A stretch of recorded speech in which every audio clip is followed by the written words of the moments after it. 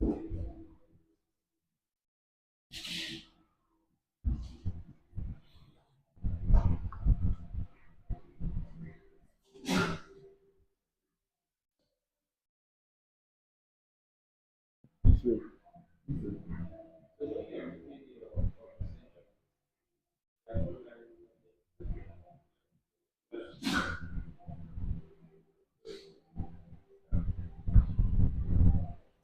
right, good morning, everyone.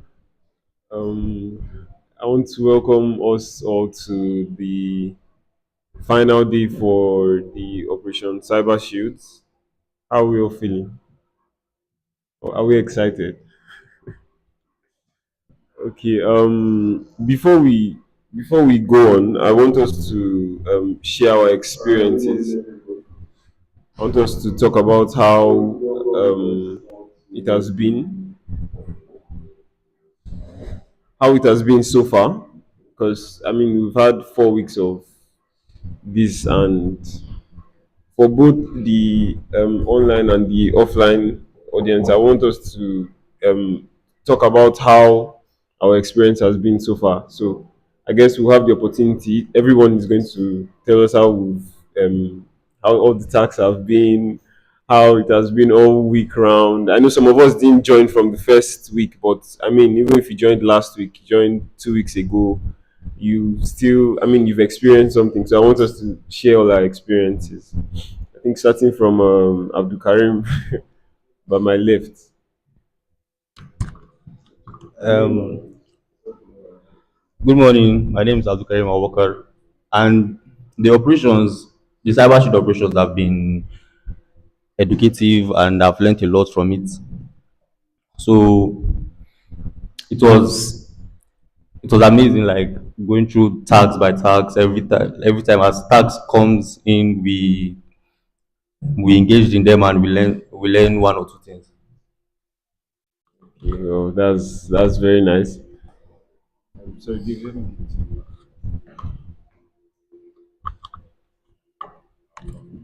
Good morning, everyone. My name is Vincent Olatunji, and to me, these past few weeks have been very educative.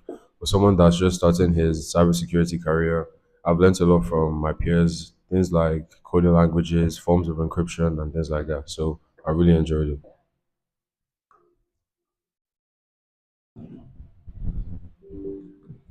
Okay, that's really nice. Personally, too, I've learned a lot. I mean, 3 months ago, I don't even think I I didn't even expect. Sorry, the beginning of this month, I didn't expect to have gained this much knowledge. And like Vincent mentioned, every single thing we've done, all the tasks from I think mostly encryption. Too, we've learned a lot on encryption this month. So yes, I've gained a lot of knowledge, and I hope it's going to be uphill from here for all of us. So today we'll be tackling our final tasks for the month, and these ones are very tasking. I mean, there are a lot, but I just hope we'll be able to. But how has it been? Did we finish the tasks for this week? Like, Hello, hello. were we able to complete everything? Karim, were we able to complete it? Okay, now you help us in today's session. Vincent, you're able to complete it too.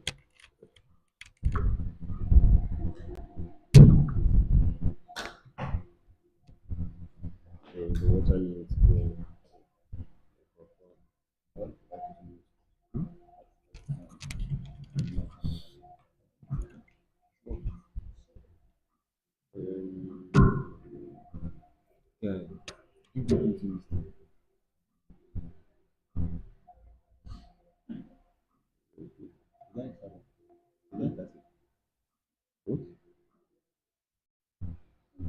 want to connect to this.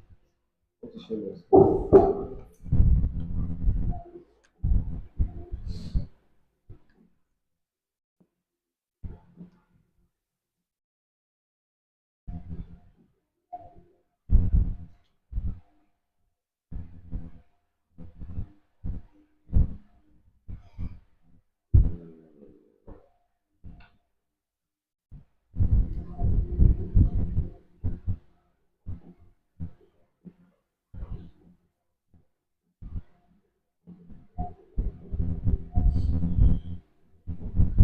Okay, so we'll be going straight to the tasks for the week.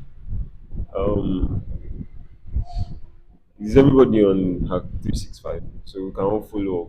For those of us that were not able to complete the challenges, and like I said, the challenges are very tasking. I think for this final week, but we'll solve them together. So for the day 26, let's just jump straight into it. The first one, we have introduction to web fonts and web security. And the task description, it says the digital colonizers know that Africa's most critical infrastructure now runs on web applications, payment portals, transport booking systems, energy dashboards, and even government e-services. And instead of storming the firewalls head on, they began probing the weakest link, the web layer. And yesterday, ANCDN intercepted traffic showing the colonizers were using a secret activation code hidden inside a compromised web portal. This was no brute force stunt. It was carefully planted backdoor, buried in lines of code and activated only by those who knew where to look. And our mission today is to learn how web applications are attacked, study the entry points, and then apply our knowledge to uncover the activation code hidden in the sample colonizer web app. Lecture notes: Introduction to Web Security. So, web security is the art of protecting websites, web applications, and APIs from attacks that target the way they handle input, store data, and communicate with users. Since almost every modern system has a web interface, attackers often find it the most efficient way to get in. The core principles: input validation. Every form field, search bar, or query box is an entry point. Attackers often inject malicious data, for example, SQL injection and cross site scripting. Then, for authentication and session management, we have weak login mechanisms, stolen cookies, or predictable tokens, which allow attackers to impersonate real users. Access control. If permissions aren't enforced correctly, attackers can escalate privileges. For example, a normal user accessing admin features, and then the code and comment exposure. We have hard coded secrets, API keys, or hidden routes inside web code that can give attackers a direct way in. Now, all these core principles that we have here are things that can basically help us to understand web security, how to break into websites, how to defend your website, like how to protect it from attacks and all of that. We have common attack techniques that SQL injection, the cross-site scripting, the directory traversal, the code or comments enumeration, the exposed debugging tools, and all of that. And our strategy, the colonizer strategy, they don't waste time hammering login pages, that's brute force attacks and all of that. Instead, they hide an activation code inside the web app's code base, and they ensure it only works if an attacker knew the right endpoint and the right parameter name. Now, the challenge for the day. We've been provided with our web application, the finvault.upgradedera.com.ng, suspected to be compromised by the colonizers. And our job is to review the code base, that's the HTML, the JavaScript, the backend files, and all the configurations, and enumerate hidden endpoints and parameters, or to identify the activation code that the colonizers buried. And the activation code is going to be our flag for today's mission. So, are we ready? Are we ready? Okay, so let's get right into it. So, and I would like every one of us to follow up so that we would be able to do it too, because we have a lot of tasks to do today, and we'll be working on it together. So, let's move straight away.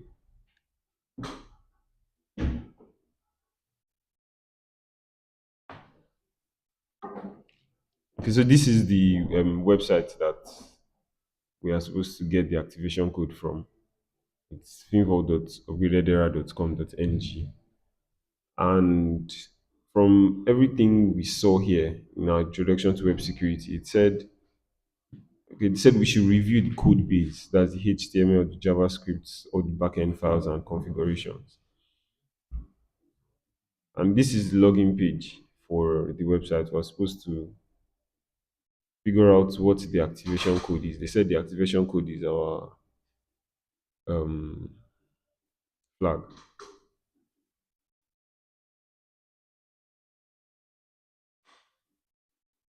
Okay, now for us to get the code base, we're going to use what what we have here on our Chrome, which is the browser we're using, developer tools.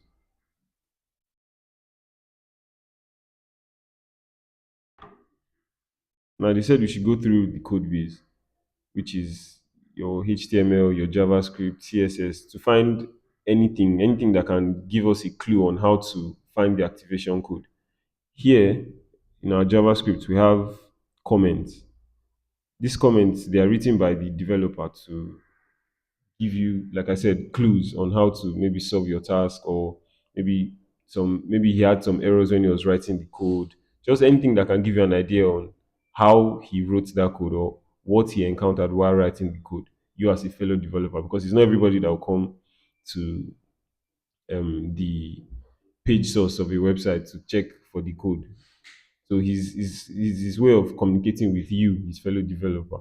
And here we have comments. The first comment here said fake complexity doesn't affect the result, meaning every single thing here is not going to affect our program. We might as well just jump it. If you look, there's another comment here that says looks busy but it doesn't do anything. So we can move on. And then we see this comment here that says real message. So that means this is what we need to get our activation code or our flag. And the message is, in order to generate the invite code, make a post request to API generate.php. So we're going to copy this. We have different ways of doing this. We can do this on our Kali. We can do it here on the web browser. I think let's try the faster way. Just copy this. And then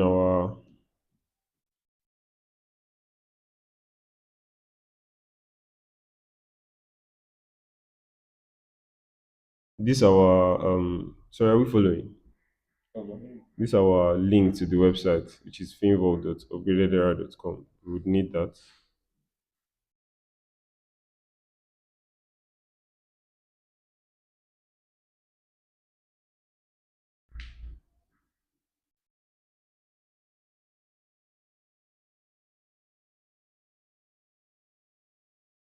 And then this API generates PHP that we copied. We're going to put it directly beside the link to the website.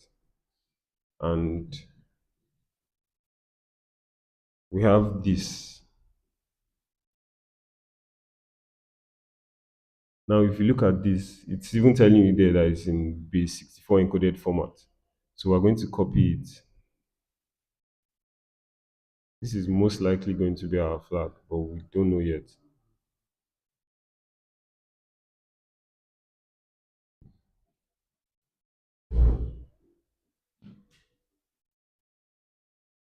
And they said it's in base 64.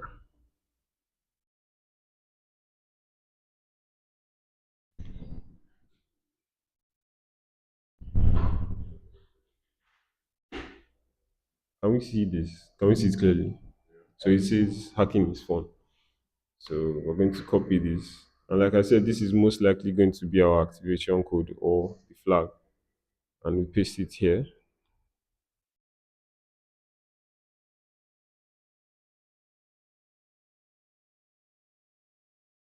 And yes, it is. So that is it for the first day. Sorry, do we have any questions? The mic, use the mic.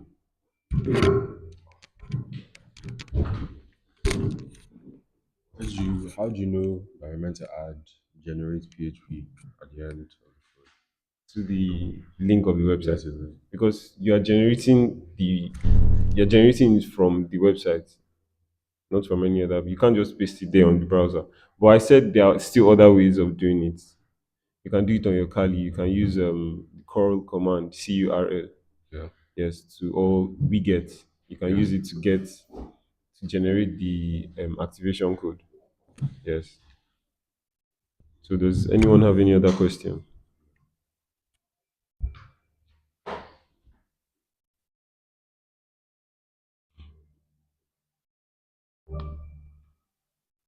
So we can, if we see probably we have another CTF task like this, we can use. I mean, we can use developers to get flag from get the flag from any website, right? Okay. Then also we also know how to because the first thing that they said here was, let me open it again. Review the code base. So now I'm sure we've all learned how to review code base today. I'm reading through the HTML, the JavaScript, CSS, all the backend files, and all of that. And also, what we did here, we enumerated all the hidden endpoints. That's even the comments, because normally you don't see the comments on your web page. When we opened this website, we didn't see you don't see any you don't see any of those comments here. You just see what you are supposed to see. But once you open developer tools, you have like it's an opportunity for you to see another, in fact, see the web page from the developer's point of view. Yes. So let's move on to the next task.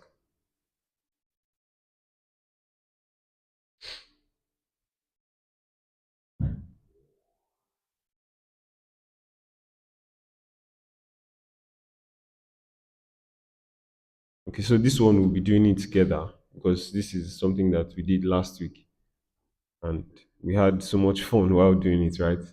This is OSINT. Yes. Where okay, so this one, it says the image below shows a group of people sitting in front of a large screen that reads lecturer and I can't read that. So a speaker can be seen standing on the left hand side in front of three large flags. And your task is to name the speaker, which is going to be our answer, and then identify what he's wearing on his lapel. No need to submit. So do we remember how we did it last week?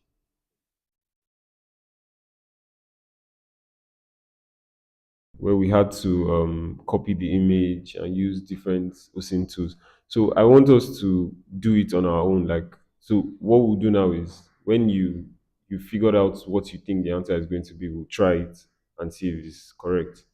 And anyone that gets it correctly, you also tell us how you did it, what tool you used, and all of that. So I think we should start working on that. We have like 5 minutes to do that and see if we can get the flag.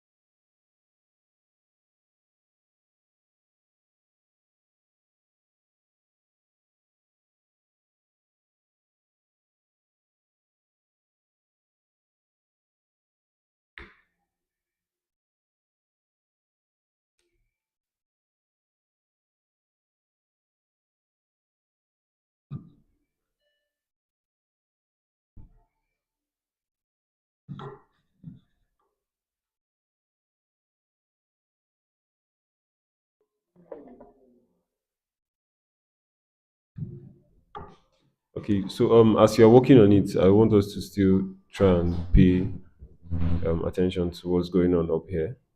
Um, so I'm using, like we did last week, I'm using the Google search tool to try and get as much information as we can from the picture. So here we have it's saying the image shows a presentation for an event UCP. So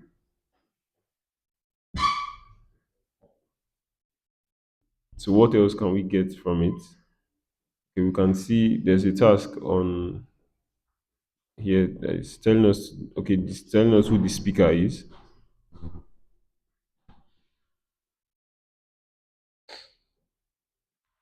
But let's set, they said the name of the lecture was Lectura en Movimiento. So let's search that in Lima.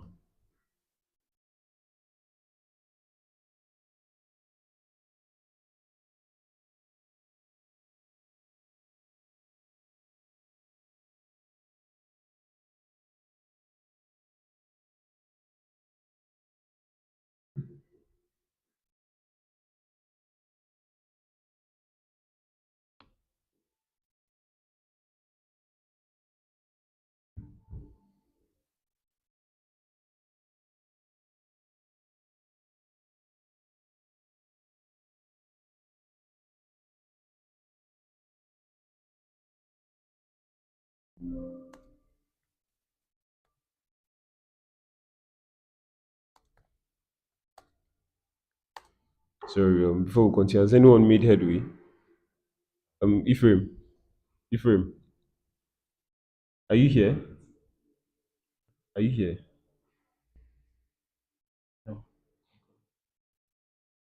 So you should be trying it too now. What's in the name of the guy? Okay, so what's his name? Juan Carlos Your mic. Ruiz Rodriguez. Your mic. Oh. The name is Juan Carlos Ruiz Rodriguez. Sorry, can you spell the first one? J-U. I tried it already once. It's not correct. You said his name is what? Juan Carlos Ruiz Rodriguez. Yeah, that name. Okay.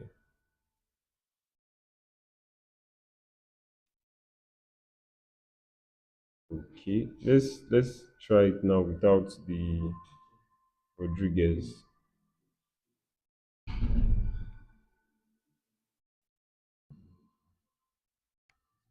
So that's the name of the speaker. Why did now add Probably Rodriguez? Rodriguez was not a registered name in the Oh, task. Yes, okay. so that's correct. So please walk us through how you did it, what tool you used, and all of that. So I used Google Lens to search the image, and then what came up was an overview of the picture and a description of it. It basically said the event name translates to reading a movement in Lima, and it was organized by Organization of Ibero-American States, and the speaker is identified as Juan Carlos Ruiz, the director of the OEI. So from there, I was able to get the name. Okay, but were you able to identify what he was wearing on his lapel? Yeah, What was that? OEI. Okay.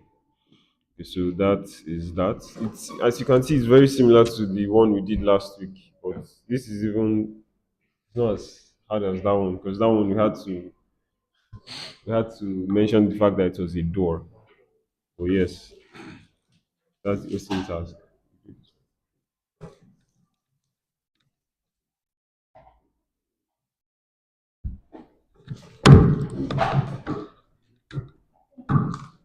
So to the next task, which will be hidden in plain sight.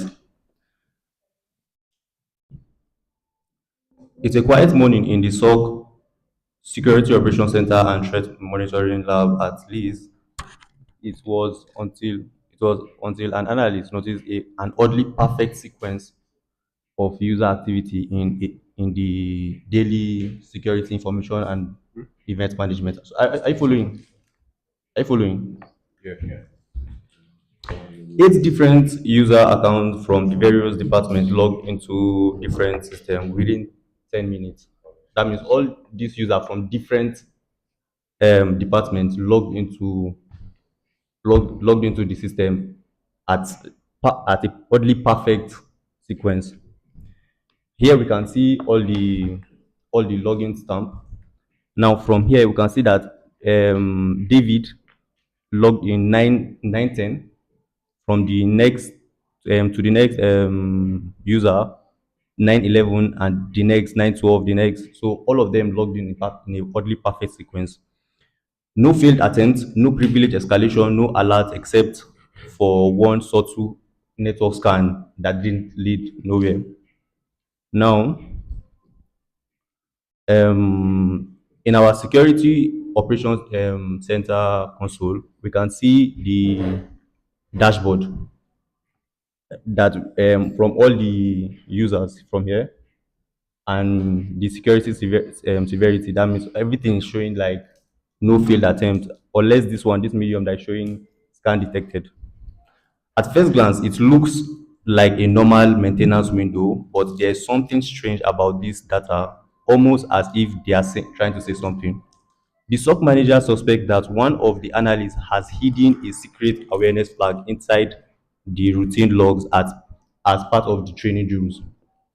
Your job is to review the logs carefully and find what they are trying to tell you.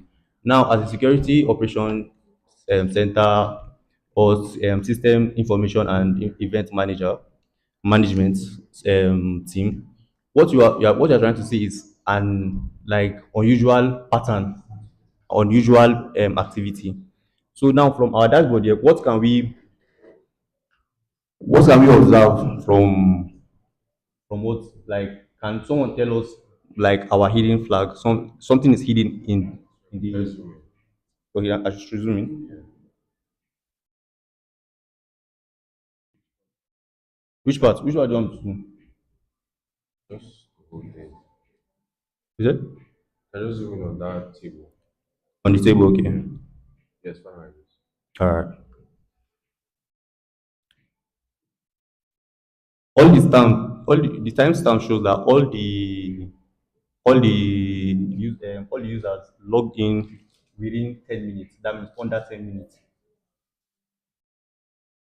So what is the unusual pattern, and how can we get our awareness flag?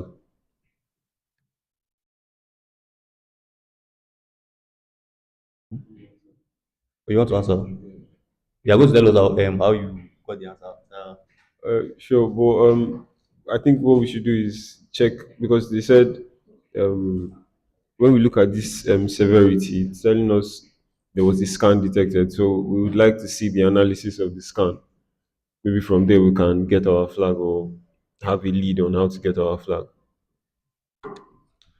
Okay. From our from what we have here, we have two screenshots. That is the file of the login, all the logins, and all of them were successful. And then we have this. There is something hidden in the. You understand this? If you see from here, no alert except for one subtle network scan that didn't lead anywhere. So everything was a perfect login attempt. So and and then we have the SOC analyst manager suspect that one of the analysts has hidden a secret awareness flag inside the routine logs as part of the training drills. But that was a very good question. So the security flag is in this log.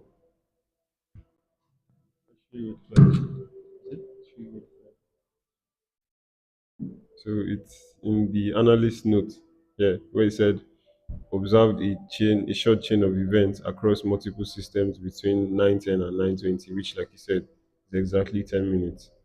And the users involved appear to follow a naming structure. Now, taking the first letters of each username spells a word relevant to the Task. exercise. Sorry? Continue. And like the exercise in question here is the task. So, no malicious indicators observed. Tag for awareness. Um, From this line here, it said taking the first letters of each username spells a word relevant to the exercise. So we come here and we check for David, Ivy, Amelia, Sean, Paul, Olivia, Rima, and Amir. Everything spells diaspora. So I think that might be our flag. That was a very good observation from Tega. So let's try that.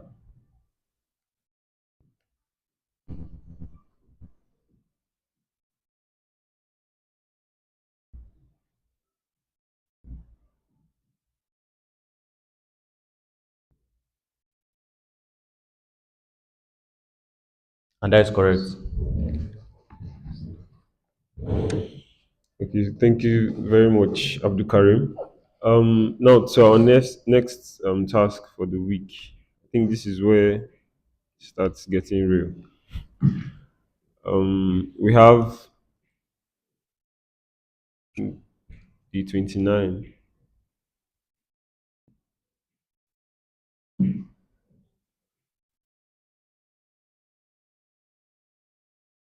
layers within layers. Steganography. Okay, so we have the task description here. That, oh god.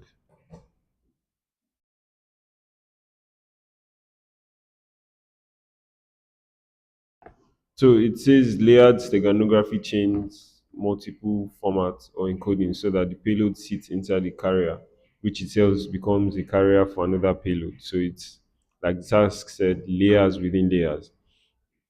So it creates a chain of multiple formats or encodings, and the payload will now be in the middle of all these encodings. So it's creating like a form of layer. So when you break through one, you have to break through another and another and another like that. Each layer might be an encoding, might be base 64 or hexadecimal format. It can be a file format container, probably a picture in a picture format, an archive, a zip file, or even text with invisible characters.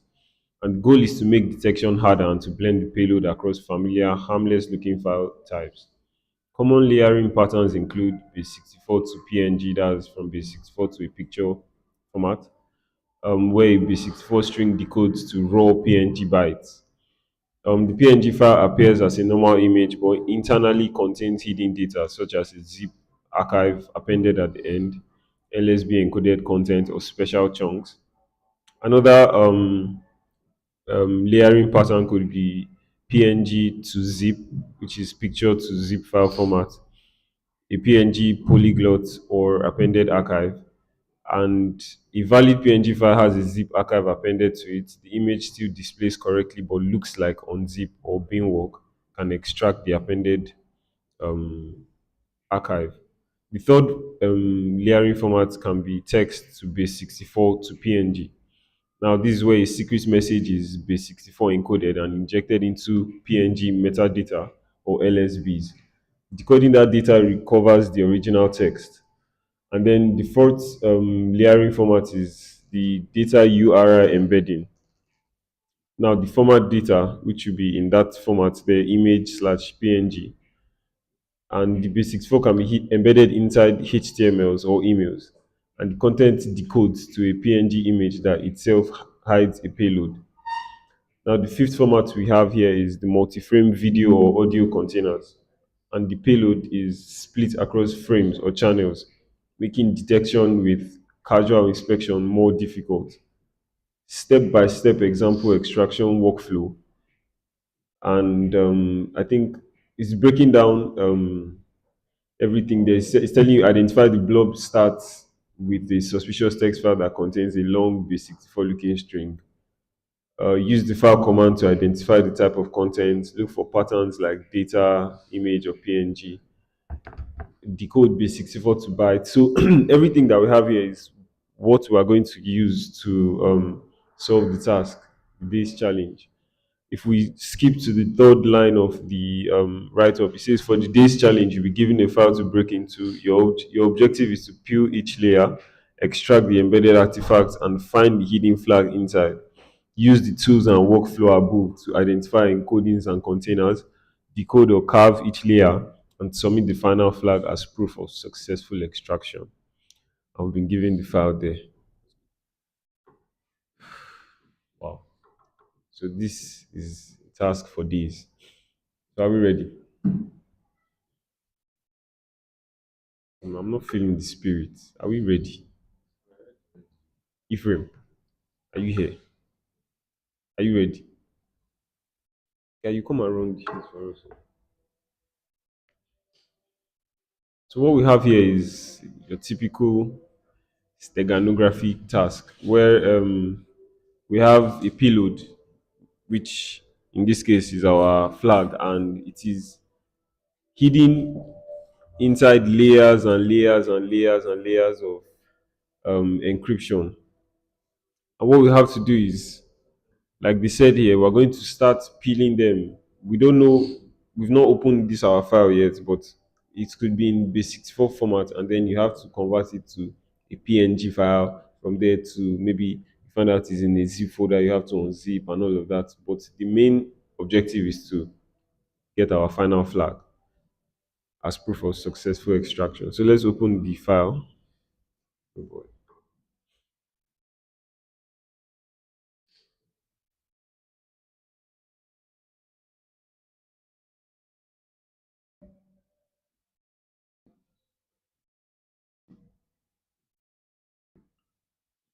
Or better still, let me open this on Kali. So it will be better.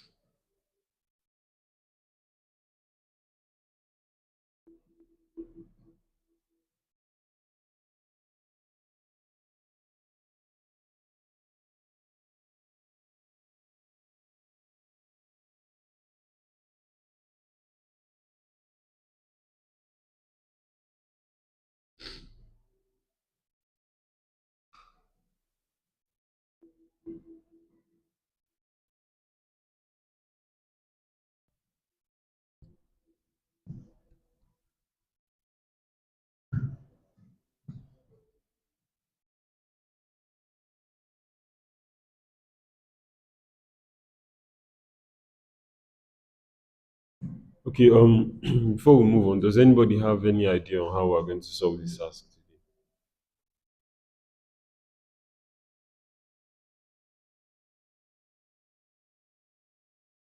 I mean, I think last week we did something on steganography. Yes, where we had that picture file and we had to use that words. So yes, even though that's like an introduction to what we're about to do today, but like, I mean, with what we did that day, we should have an idea on what to, and also what in everything we've seen here in the write-up, we should have an idea on what to do. So is there anyone that can help us out? Give us an idea on how to solve this task today. Because so far, this should be our most challenging task yet.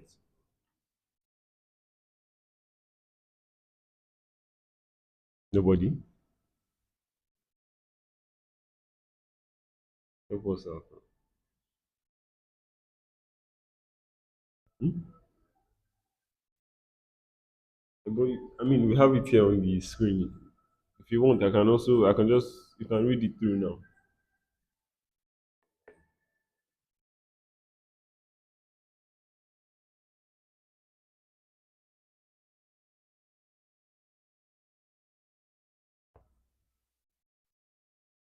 Okay, I think the first thing we'll do, let's download this log.txt file. Then we'll go back here. So I I haven't solved this task personally. I didn't even know this task was available until I got to the office this morning. So I think I have a feeling that the solution to this task is somewhere around here. Like we have to go through every single thing written here. And from here it says this is supposed to be a heading. It says step by step example of an extraction workflow. So this is both educational and defensive. That's in brackets. And firstly, we have identified the blob starts with a suspicious text file that contains a long basic for-looking string. Use the file command to identify the type of content. Look for patterns like data, image. Look for patterns like data. Here they said image, basics for long sequences of E to Z in capital letters, E to Z in small letters, 0 to 9, and all of that. And also and equals to characters. If if we understand what this first line is saying, and we look at this our log.txt file, we see that there are so many similarities between that statement and what we have here. Sorry, please, are we following?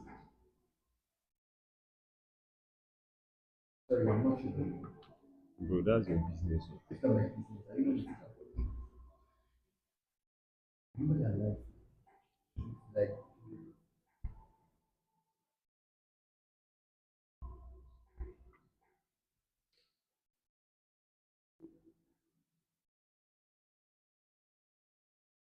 So the first thing said, identify the blob style with a suspicious text file. We have identified that. Use the file command to identify the type of content. So please, does anybody here know the file command to identify the type of content in a file?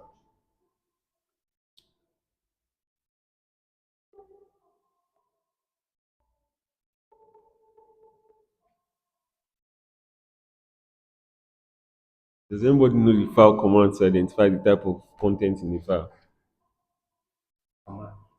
Yes.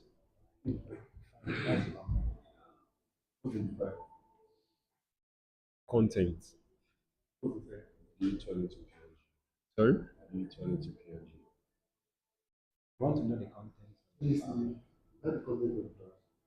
Yes.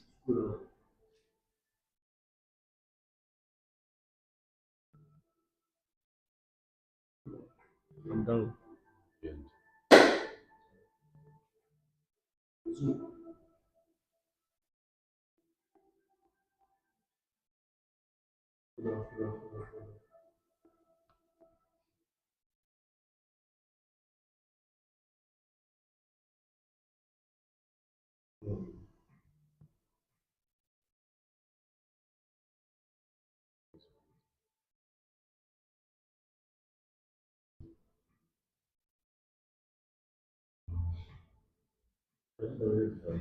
Yes.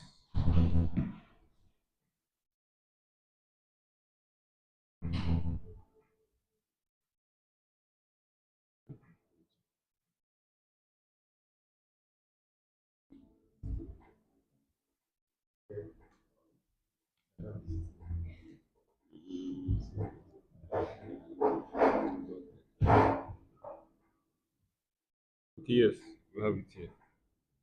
As log the text file.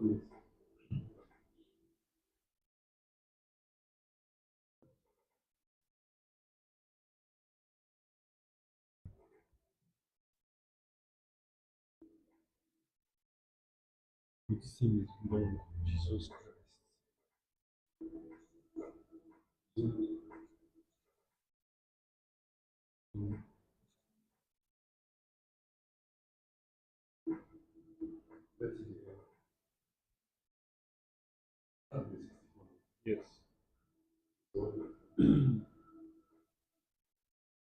Convert it from basics 4 to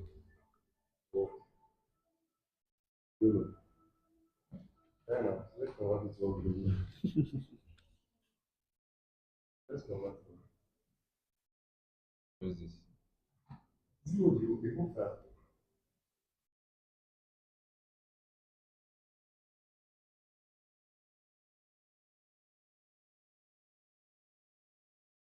So convert it from use cyber chef visual. Convert from basics 4 to, like David said, what we don't know.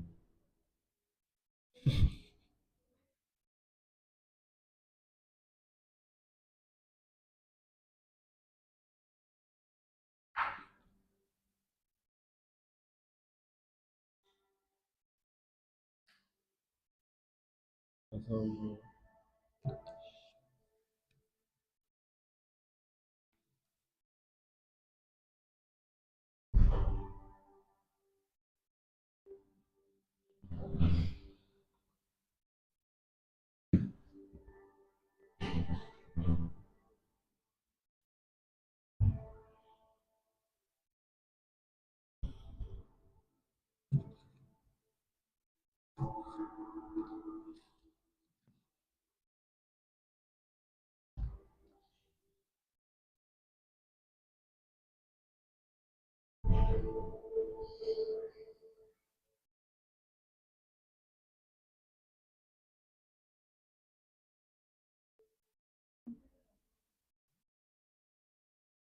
it's connected, it's not.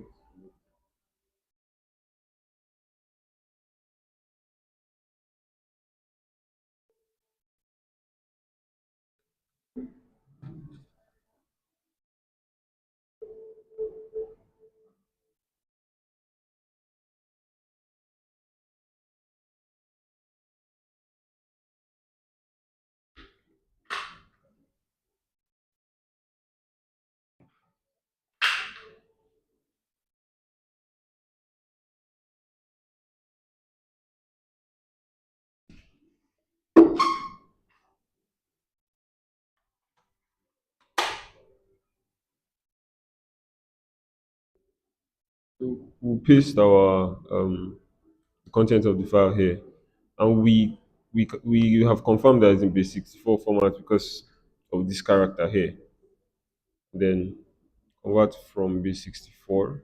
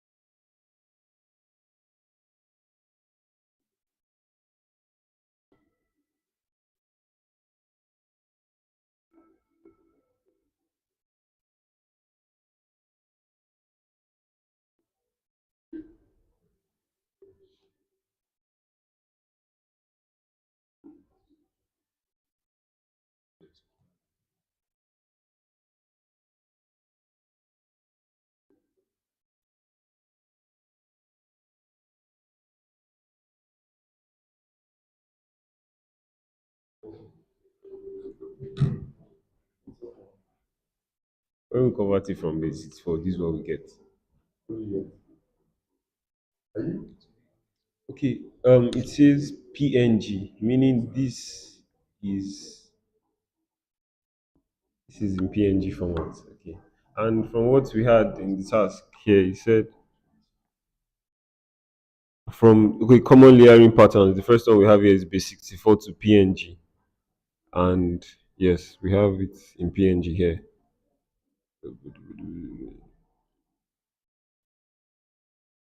And from the instructions we had for the task, it said identify the blob starts with a suspicious text file. We've done that. It said contains a base 64 looking string. Use the file command to identify the type of content. We've done that. Look for patterns like image, PNG, and all of that. Decode base 64 to bytes. Run the 64. If it's a PNG, proceed with image analysis. So here we've confirmed that it is a PNG. So, like it said, we are going to proceed now with image analysis.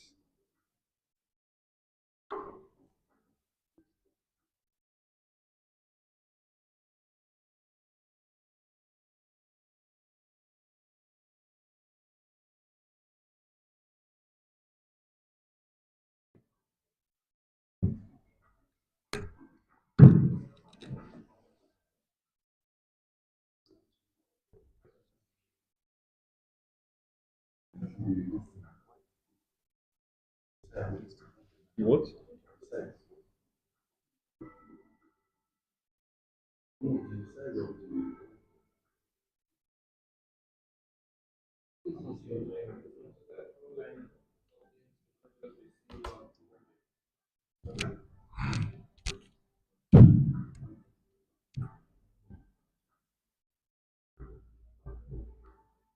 No, the terminal size.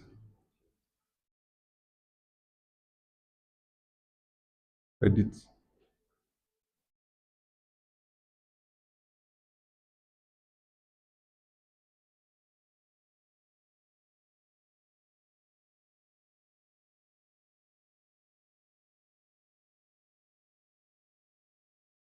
Okay, so use the base 64 command to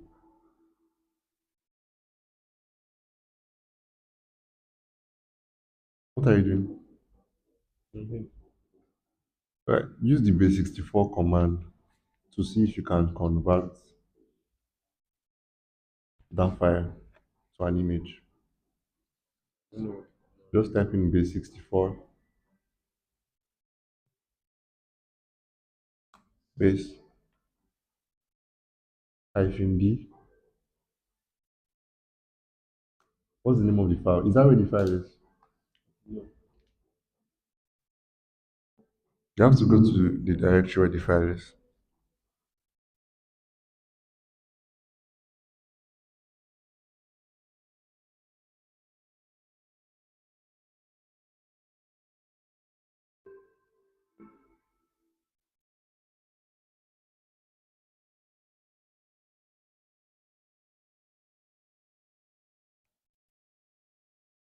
So is that where the file is? No, now it's not a directory now. It's not a directory. So use the command.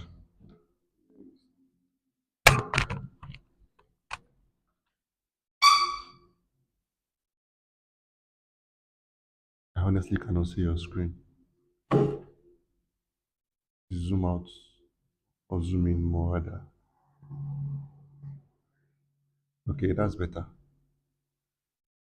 What do you want to do? No, now you're not. Why are you cutting the file? Like use the command to change that file into a base 64. So into an image file. We already know it's a base 64. There's no space between the base and the 64. Hyphen D. Now, what's the name of the file? Log.txt. Then you push the output into something.png. So when you want to push an output, you use a greater than sign. This, whatever it is you want to name it, .png. Let's try. Okay, so look for log.png. Check that directory if you're going to see it. So confirm that the picture exists in that folder.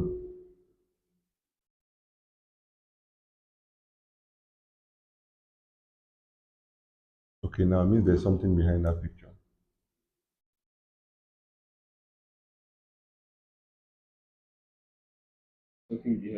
Yes, no, now there's something behind the picture because you still haven't found your flag yet. So that's the first layer, I guess.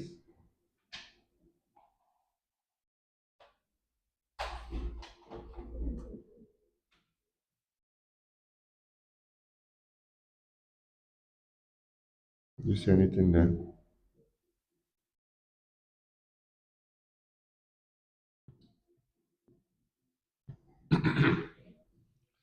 I think you can use ZSteg for cases like this. Yes. Do you have it installed? ZSteg. No, now. Not if it's a tool. ZSteg. Just type ZSteg. Hit enter. So you have to install.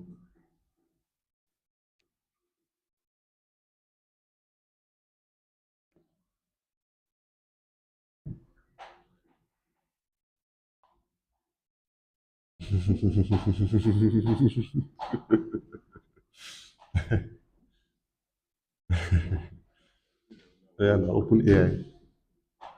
Probably there are dependencies you need to install on your Kali.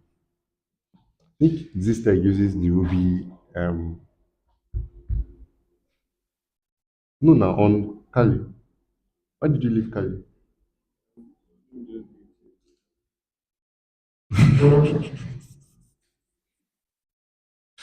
It's not difficult now.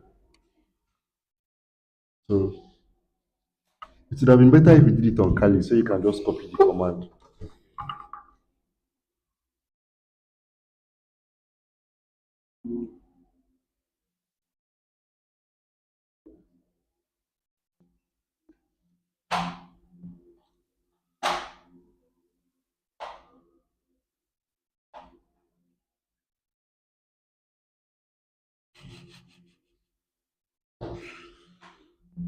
But your phone, laptop was disconnected again. I think it's internet.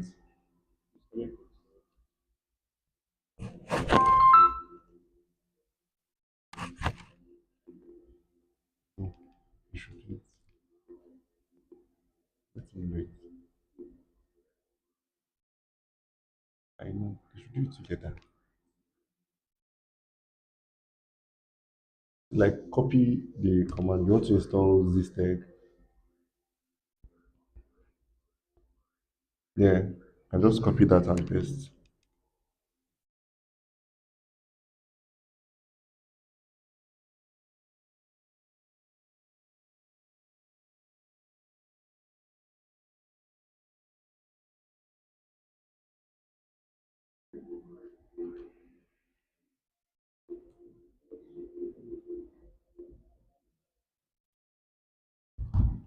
Alright, so just copy the code first. And,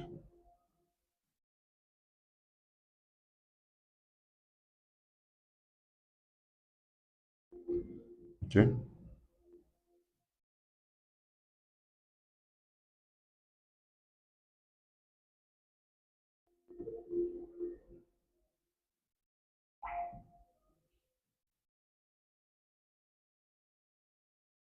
Is your screen cut?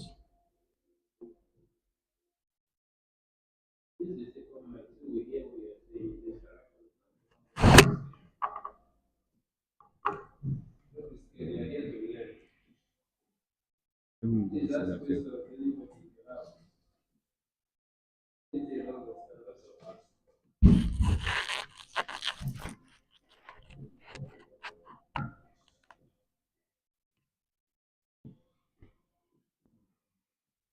Huh?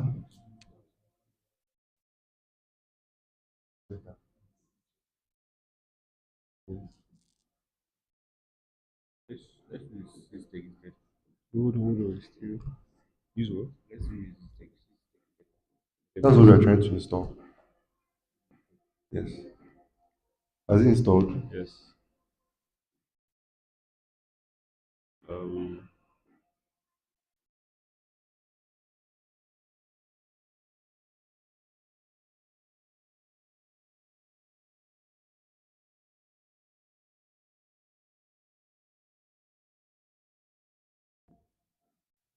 So I think it has installed. check if it's working. Check if it's working.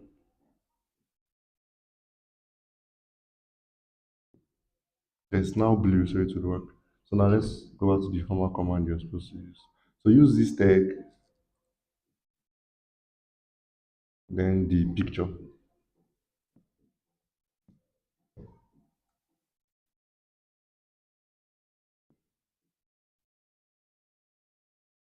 So that's the flag.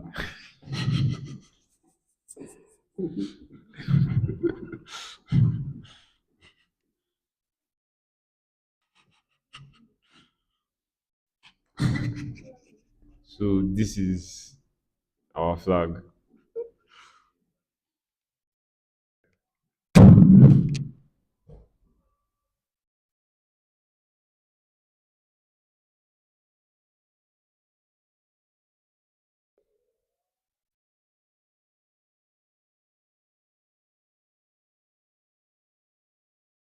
And yes, it's correct. So that's our flag. So please, do you understand how we got to this point?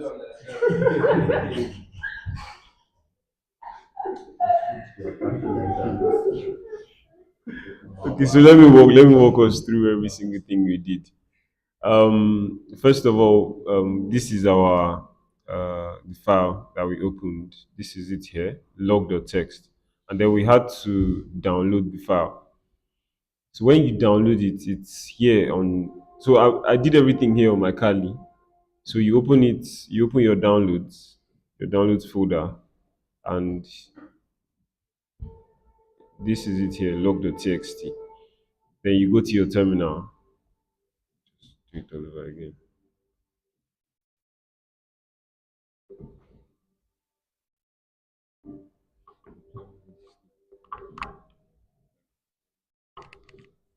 So on your terminal, you go to the location of the file, which is in your downloads, and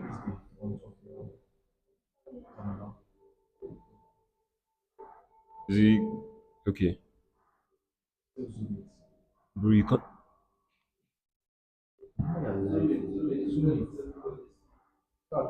Is he okay? Is he okay?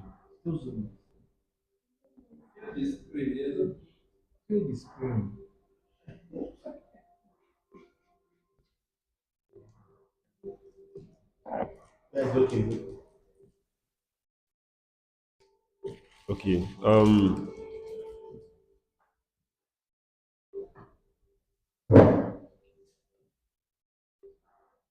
So we open the file, or before we even do that, let's go to the file. Let's look at it.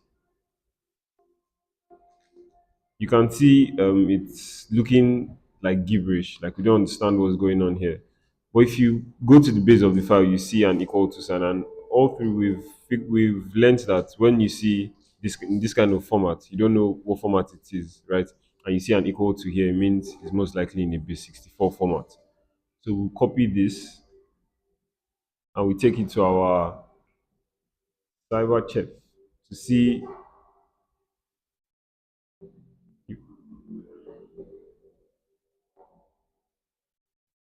Let me copy it again,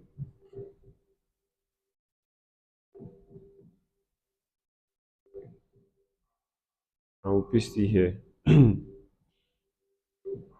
And this is the output that we got. But if you look at the top here, it's telling you that it's showing PNG, which means it's most likely in a PNG format too. It's a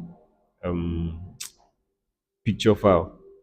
So what we'll do is we'll convert it to convert the log dot txt file to a PNG file. And from what we learned before, how you do this is with this command base64 hyphen d, and then the name of your text file and the name you want to convert it to. So we're going to do that.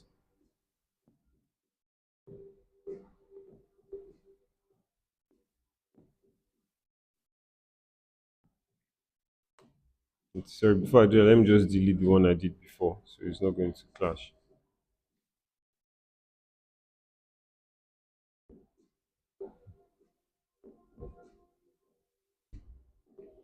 Okay, so and then you use a greater than sign, and then the name you want to give it, you give it log.png. And then we're going to come to the download folder to see if it actually converted. So this is it. But this cannot be our flag. So it simply means that there's something, the flag is hidden inside this picture. And then we're going to use the so when I was first doing the original one, I tried using the elif tool that we used before. But we could see that, sorry, exif tool. Yes, that we could see that it's there's nothing there, but let's still try it.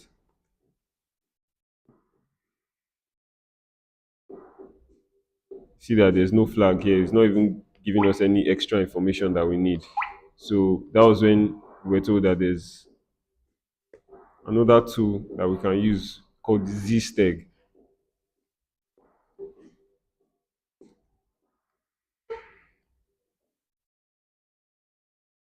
When you run that, you see our flag here, Hack365 forensic analysis is amazing. So this is your flag. So do we understand it now? All right, thank you very much. Okay. There you go. Okay, so that hack 365 could be like any information. Yeah, but because this is a practice, that's why it's hack forensics analysis. They're just trying to make us understand that you can hide anything inside images, no matter what the image is. Imagine this, see the image, they even hid it inside. You can hide anything inside an image. So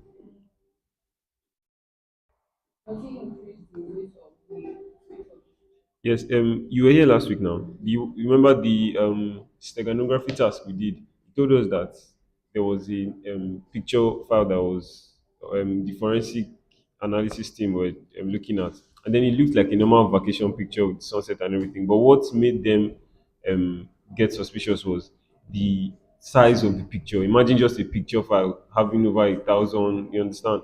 So yes, it will increase the size of um, the document. So our last task for the month, for the everything,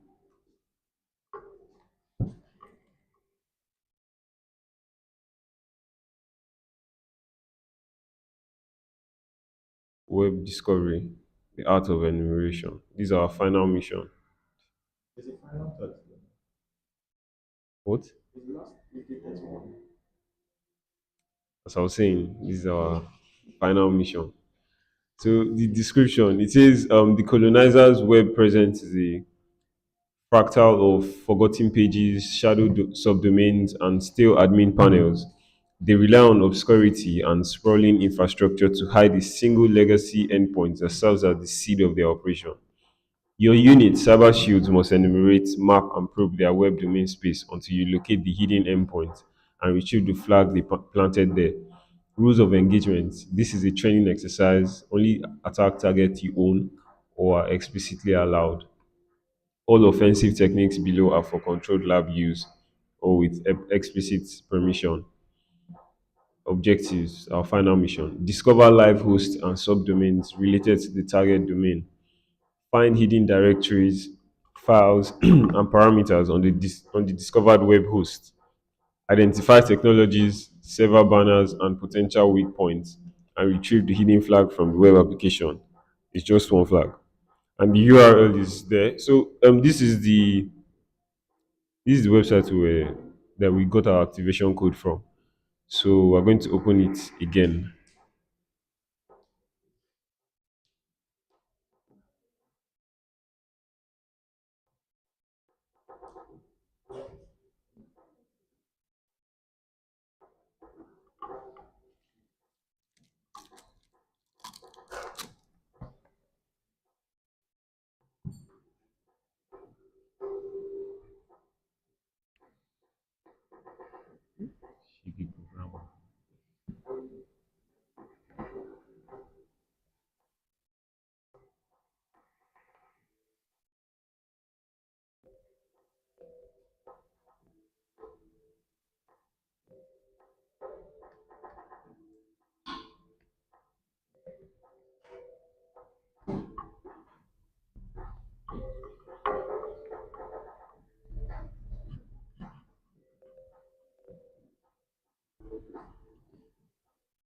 Okay, as it's loading, let's keep reading. So here it says core concepts and why they matter.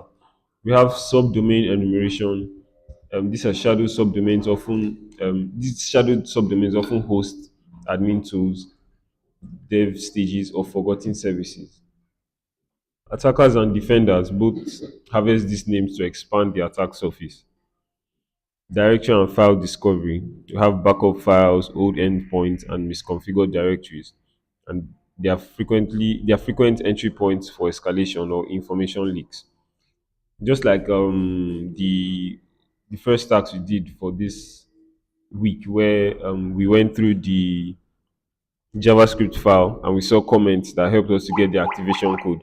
That's basically what the directory and file discovery is telling you, where from the backup files, old endpoints, and directories, you can get entry points for information links.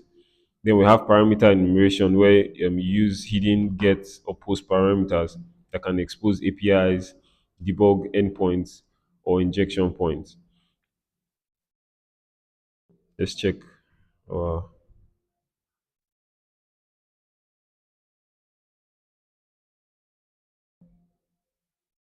oh, that's not it. Okay, so this is the website that we're going to try to get our flag from. You know, it's not loading.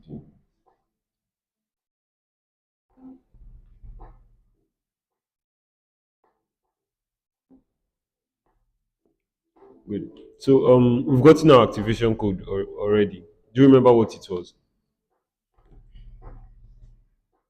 Our activation code from the first task. Let's go back and see if we can get this. Remember, it was I think hacking is fun, but with numbers and yeah.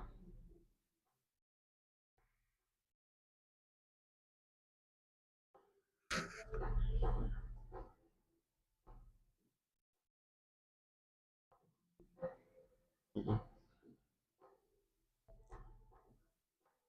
think we just have to get it again. No, that one is for a different task.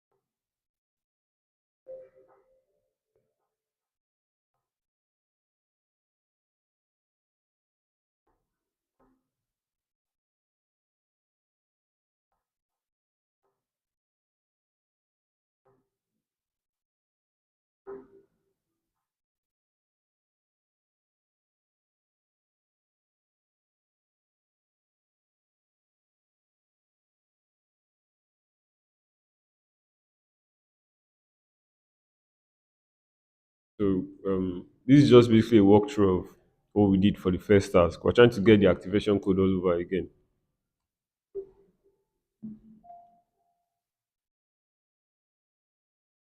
So this is our activation code here in the base64 format.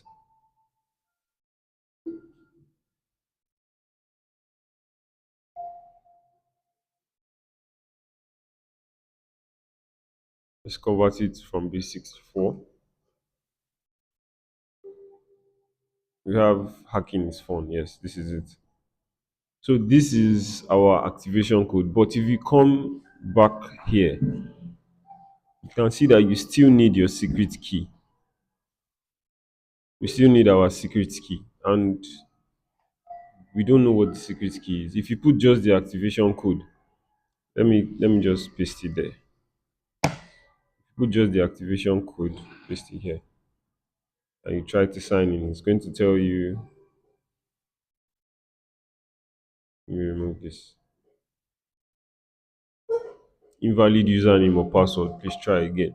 So we need the secret key. So how are we going to? Does anybody have an idea? So can someone help us? How are we going to get the secret key? I mean, from we were able to get the activation key from um, content of the website that we got from developers too. So how do you think we can get the secret key?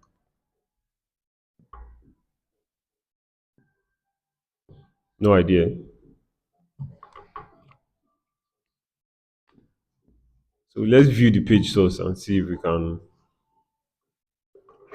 if there's any clue. So I said sometimes developers leave comments for us to help us give us like a walkthrough on everything they encountered, maybe while building the website or maybe bugs and all of that. So if we look at this, okay, the developer is telling us that there was a small pop-up when he ran this code.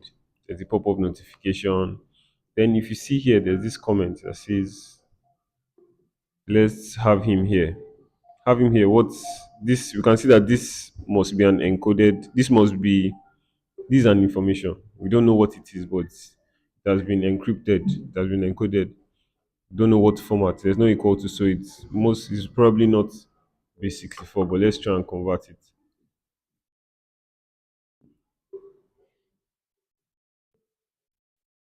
So it's not in base64.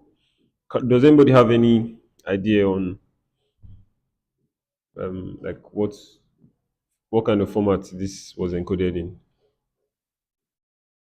I mean, I need ideas because I also don't know, but just to make it fast. Okay, thank you. Base 32. Okay, so it's not in base 32. Any other suggestion? Let's see other options then. Let's see other options then. Yeah, we have base 45. Let's try.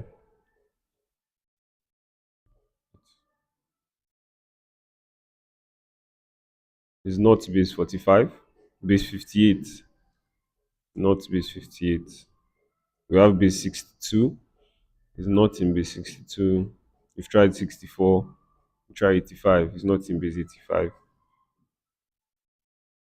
And it's not in base 92. So it might not be in any base format. We can still try other. Um, so this might be a hash. Let's try MD5. It might be a hash. This be a hash.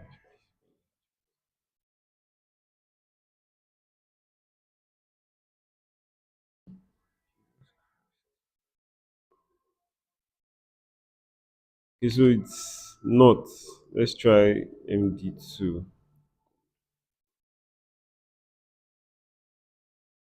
It's not also.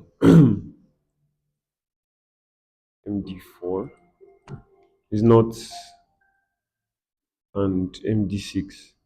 Please, I will need suggestions. Only me will not be able to do this. So, I mean,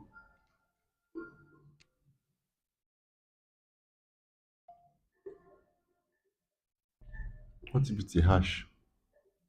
Or we tried all the hash functions here. It did not work. Try the MD5. Yes. Tried MD5. This is what we have. SHA.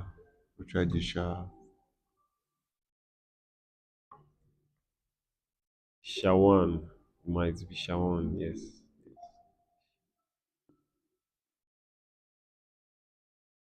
Oh, it's not. Okay. Shot. Let's jump to shot 256. No.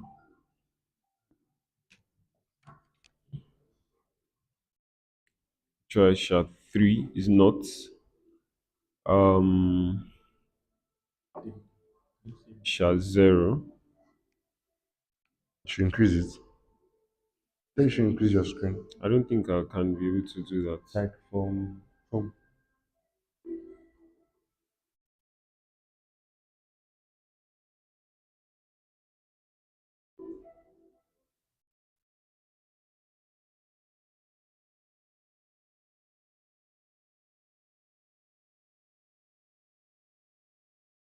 Okay, it's not in any of the SHA hash functions we have here. So, but it's very probable that it's a hash function. Does anyone have any other suggestion for us?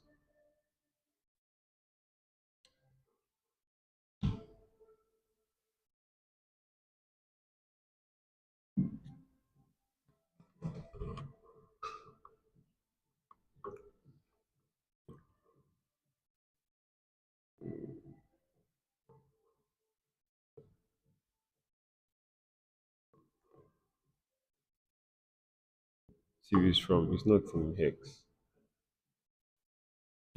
It's not in decimal. It's not in binary.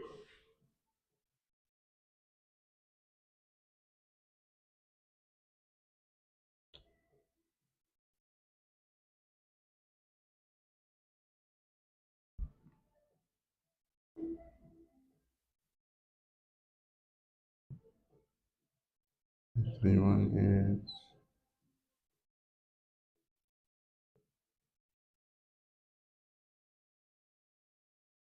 logistics.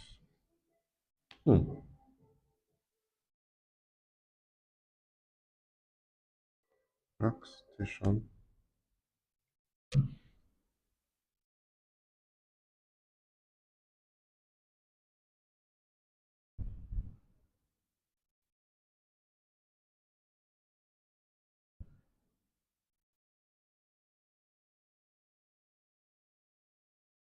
Have you tried using crack station? Sorry. Crack station.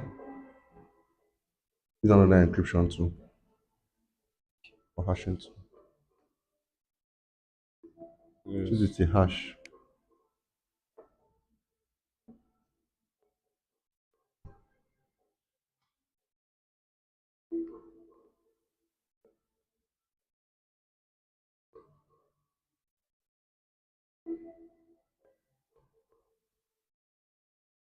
Crack hashes.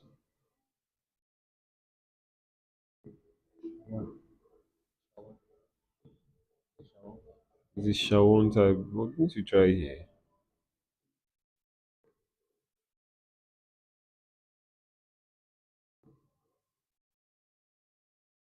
Okay, so it's telling us that the result is Limbis kit. Let's try it. Let's try it on our website and see if the secret key is Limbis kit. Check it out.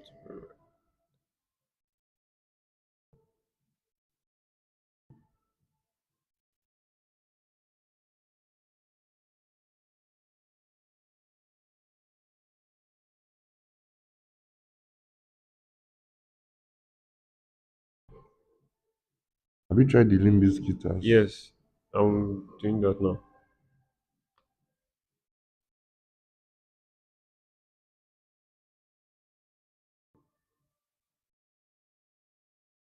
Invalid username or password again.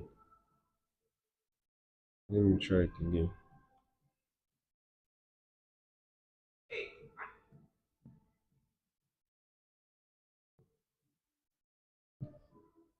Okay, yes. So our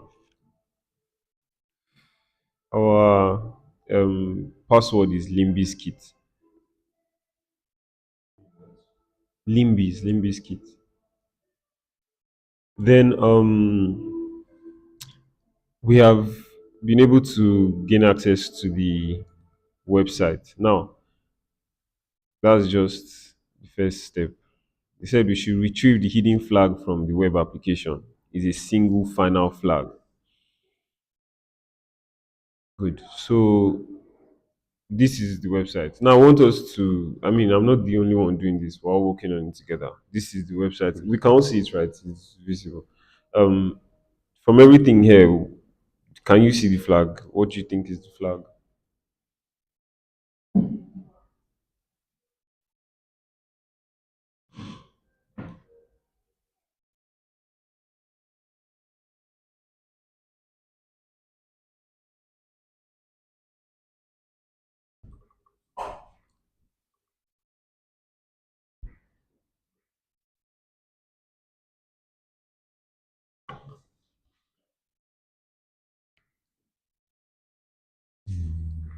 Well, personally, I don't see anything that resembles our flag. So let's check. This is just the dashboard. Let's check transfers. Don't think there's anything here. Check bill payments.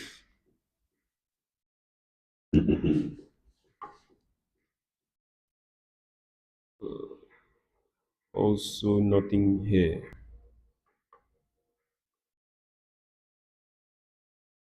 No transaction notifications.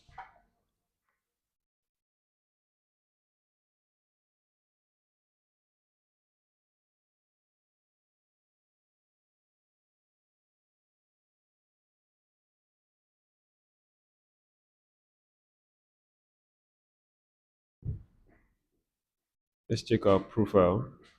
See if there's anything at all. Okay. Our email says hacking is fun, but this is just our activation code. It's not our flag. Here we have our notifications. Let's see if there's. Let me go back to the profile. New message.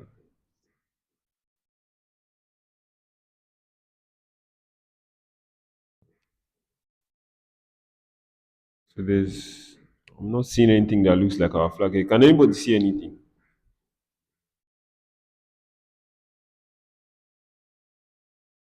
So let's view the page source and see.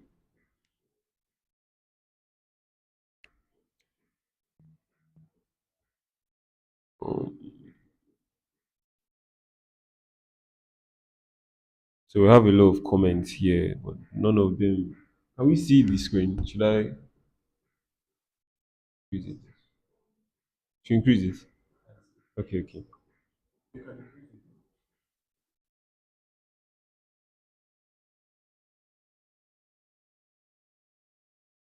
good. So um,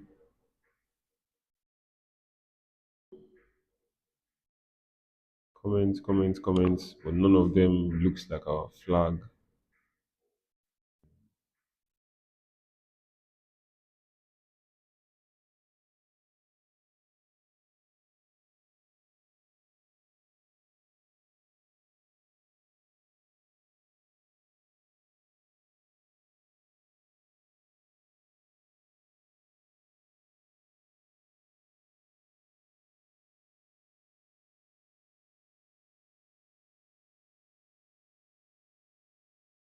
So,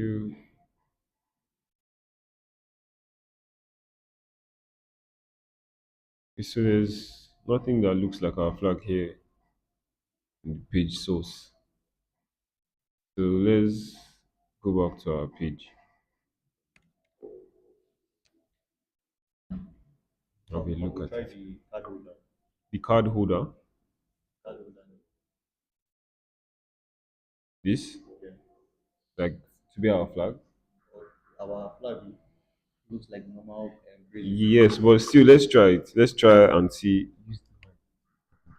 Let's try and see if the card holder is our flag.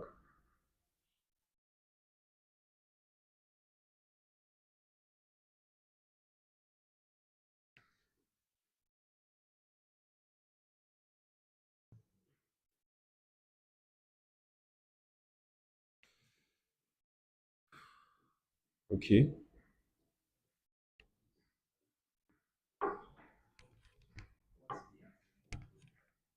Um. Okay. Let me just put it on the screen. So this is the activation code.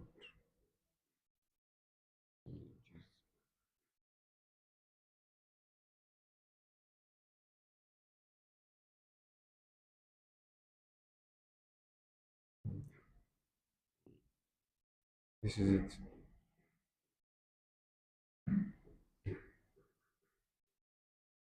Okay.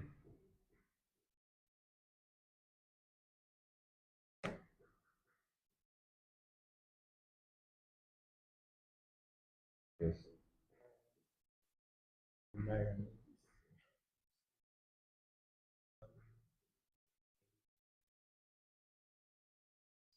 Sorry. I found.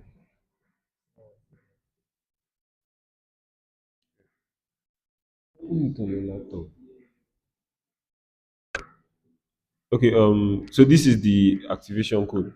Yeah, let's have Yeah. the secret key. The secret key.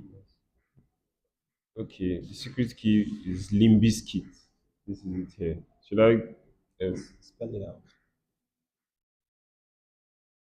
So this is it.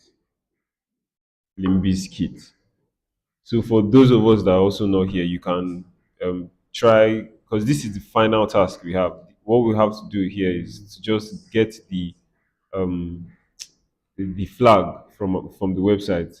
So we're working on it here, and we've not been able. We've been checking the website, so you can log into the website and see the activation code is this. Hacking is fun in this format, and the password is Limbiskit. This is it here. So you log into it and try to get your flag. If you've gotten your flag, you can write it there in the comments and let us know what the flag is.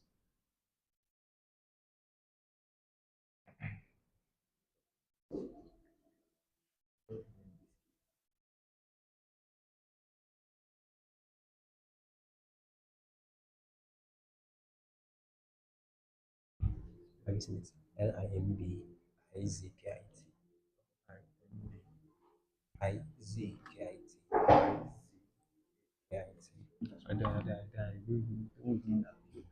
No try am, guy. No even talk and come outside.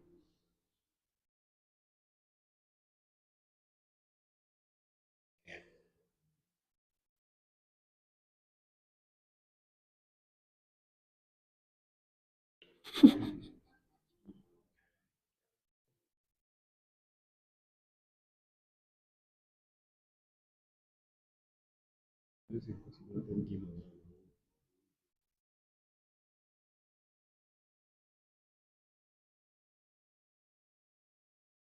No, you can go use capital later.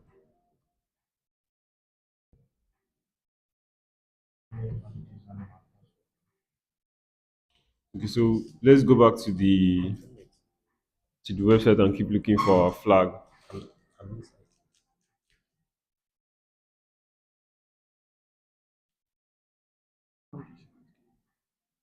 Hacking is fun.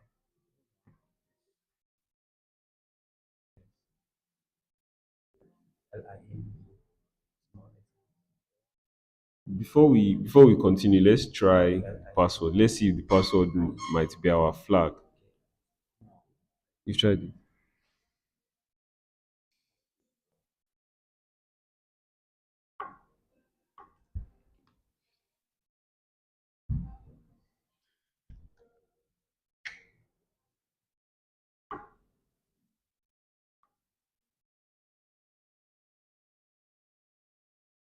So please, let's keep trying. Let's keep trying. This is our last task. Once we complete this thing, we have successfully. beat the our colonizers.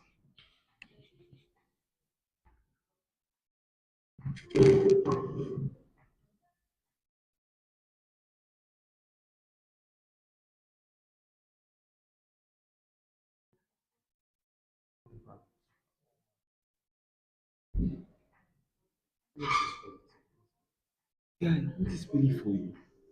How stress you are. It's really for you now.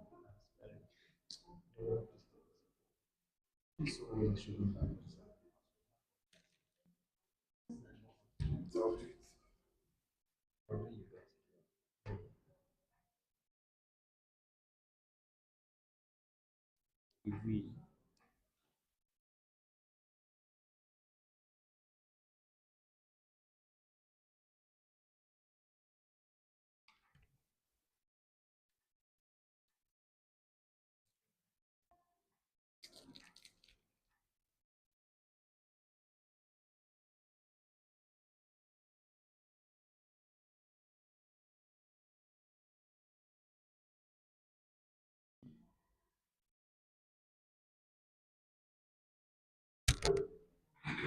Go back to the source code.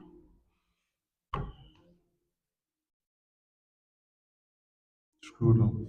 Scroll.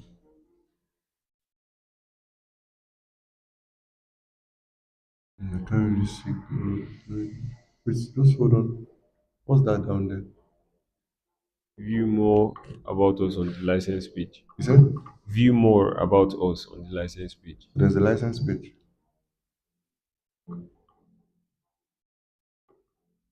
It's not the license page is not the website. So you navigate to the license page.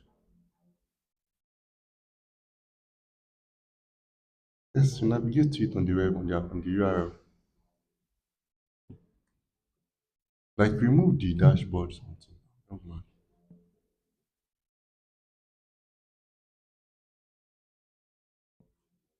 Just license, oh Mr. Man.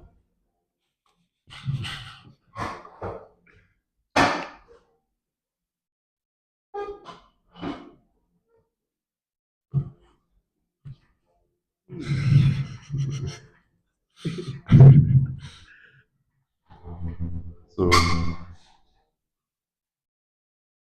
yeah. So you jam that one too. Um, we have on the license page. We have dear decision maker. We know you are interested in receiving amazing information. This is a one-time mailing. There is no need to request removal if you won't want anymore. This mail is being sent in compliance with Senate Bill 1621, yada yada yada. Wow. Sign up a friend and you get a discount of 10%. We know you're interested in receiving. If you no longer wish to receive, remove.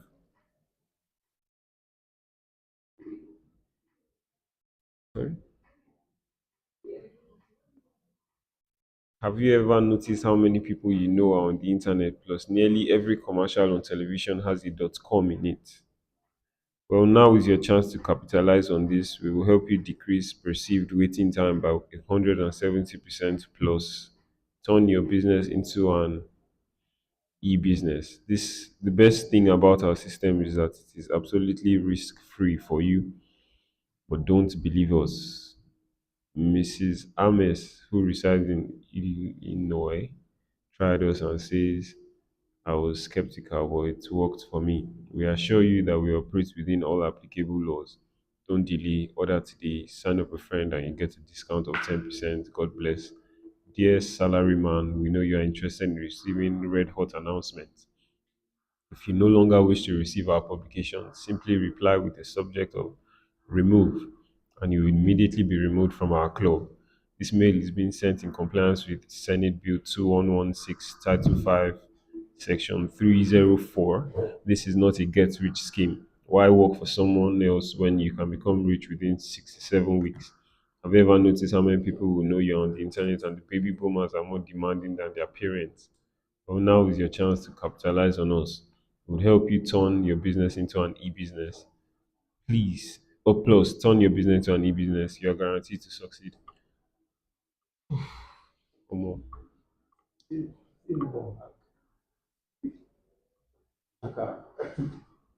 So this is the license page, and it's looking like there is nothing here. But I have a feeling that there's something here. Sir? I have a feeling that there is something here. That there's what? Something. And look for the something now.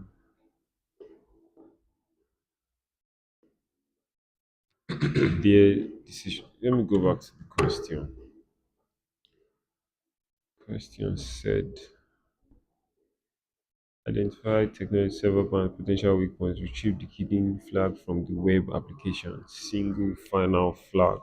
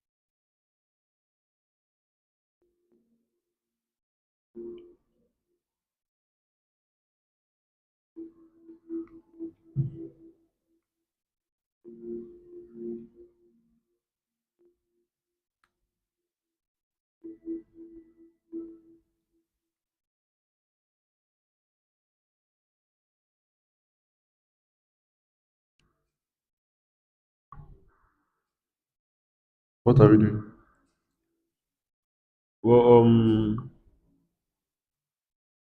I think the only thing I've picked here so far is the things in quotation marks that says I was skeptical, but it worked for me, and then there's remove. But I don't. Okay, wait. Then there's another one. My only problem now is where to park all my cars. I don't know if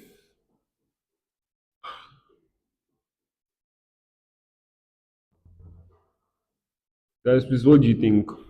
Do you think there is a flag here? And if you think there is, do you think it's like from my suggestion something related to this the ones written in the quotation marks.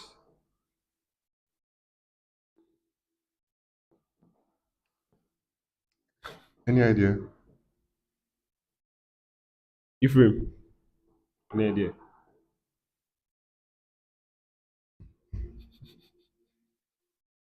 Okay, so that looks like a spam, Yes, right? lot of repetitions and all of that. So go to spammimic.com. Mimic.com. Spam email. Mimic. Okay, spam.com.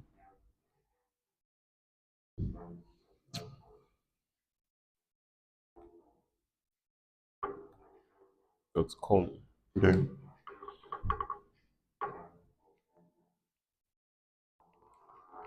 Turn a spam back into an original message.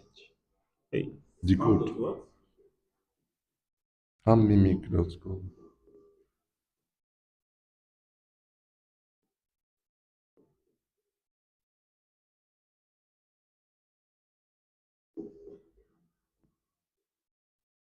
There you go.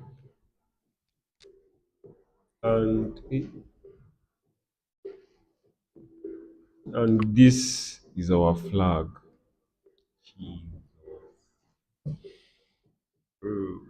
Wow.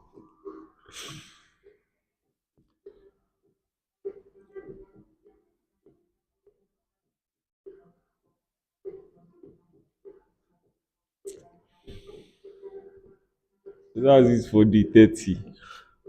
Sorry, Spectrum. Please forward all the to me. Mama, if you're listening, please, where do you mind? Sorry, one house. Do we understand how we got the flag? Or do you let me give a walkthrough on it?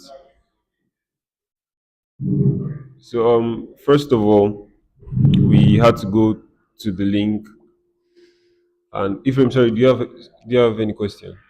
Okay. Um, Then we put in the put in the login details, and we were able to open the website. And then for us to get this, what we used to get our flag, we had to view the page source. And the last line of it, it said, "View more about us on the license page." And I mean, this is a capture the flag task, so it's very likely that this would be the content of our flag. And when we on the website here, we on the URL you put license here.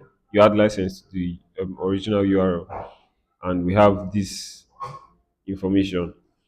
And when we read through it, definitely sounds like a spam message. There were a lot of repetitions. It's telling you this is not a get rich scheme. Why work for someone when you can become rich in 67 weeks? And then we were introduced to this decoding tool, spammimic.com, and we decoded the spam message and it gave us our flag. Hack365 steg is easy. So that is it for day 30. So now let's move to our final day for the Cyber Shields task. So day 31, conclusion.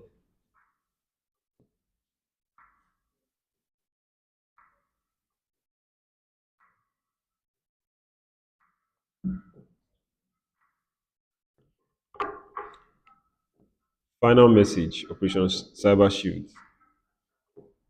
Operation Cyber Shield mission complete. What you learned, what you earned. Dear operatives, today we close the books on Operation Cyber Shield.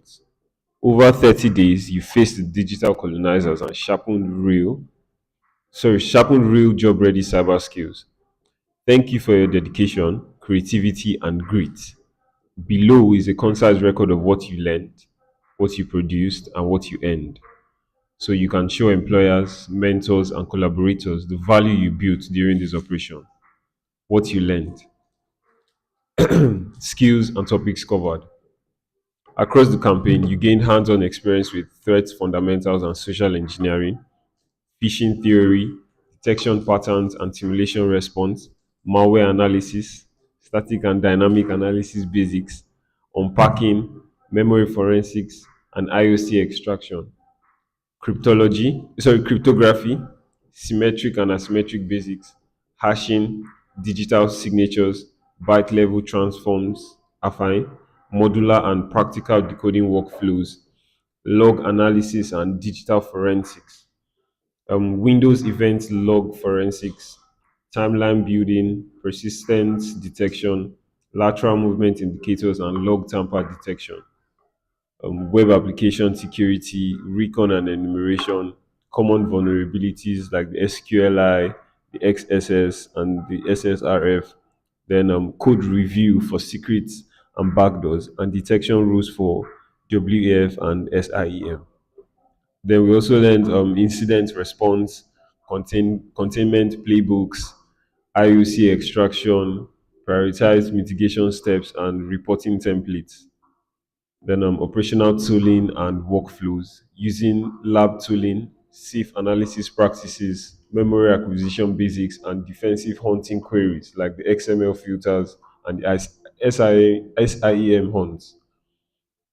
Soft skills for cyber teams and structured reporting, one-page incident summaries, collaboration in kata style exercises, and presenting forensic evidence. And what we've produced, that's our artifacts and our deliverables. So during the event, we created or contributed to the following deliverables. For example, we should note that we use this in portfolios or job applications. Challenge write-ups and reports, per task reports, you uploaded to the platform. So during the task, I don't know if most of you did it, but like we're supposed to write reports on every single thing we did, how we solved the task, and all of that. I think from the introduction to we're told that. Then challenge incident timelines and forensic CSVs from log analysis exercises, like the one we did last week, where we had like 4 to 5 different um, events we're supposed to look at And then we have the detection rules and playbook snippets, the SIAM or WAF rule draft and containment checklist, code review notes and findings from the day 26 code enumeration challenge, the exact location and proof snippet of the activation code. That's the first one where we were told to figure out the activation code. Then the proof of skill artifacts, screenshots, redacted evidence packs, and flagged IOCs collected during labs. Lab scripts and tools you use, for example, the local script for decoding or analysis saved in our workspace.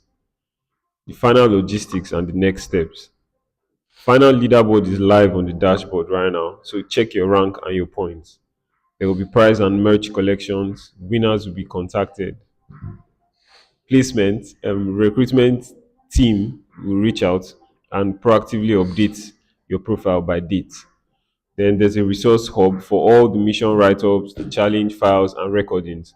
They will all be available for review. Closing notes.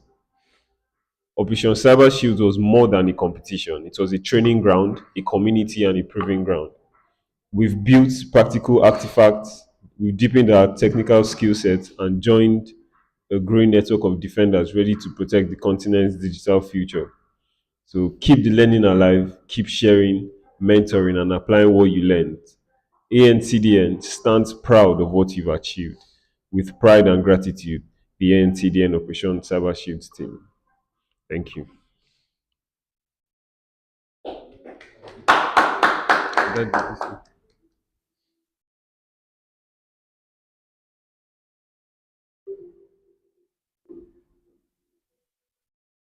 What's the answer? Complete. So the answer for the last task is complete. Thank you.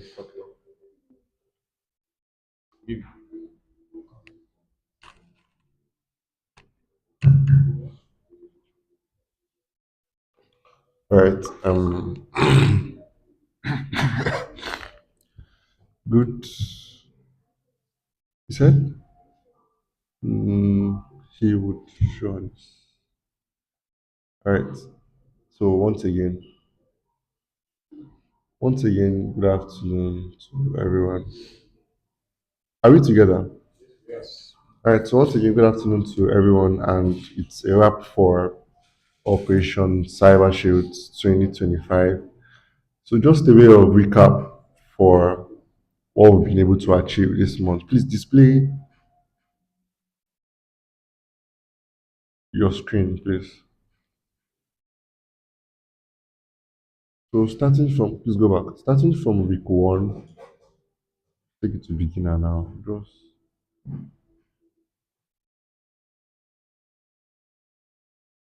cyber shield. Starting from week one,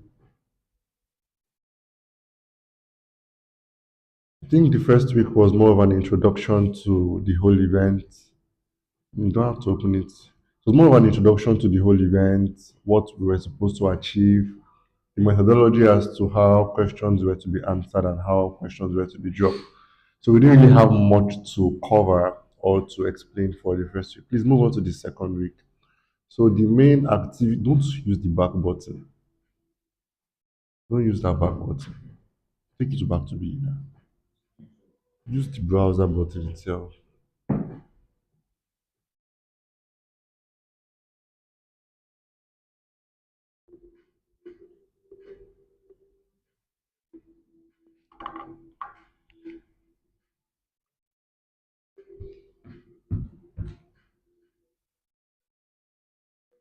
What's the problem?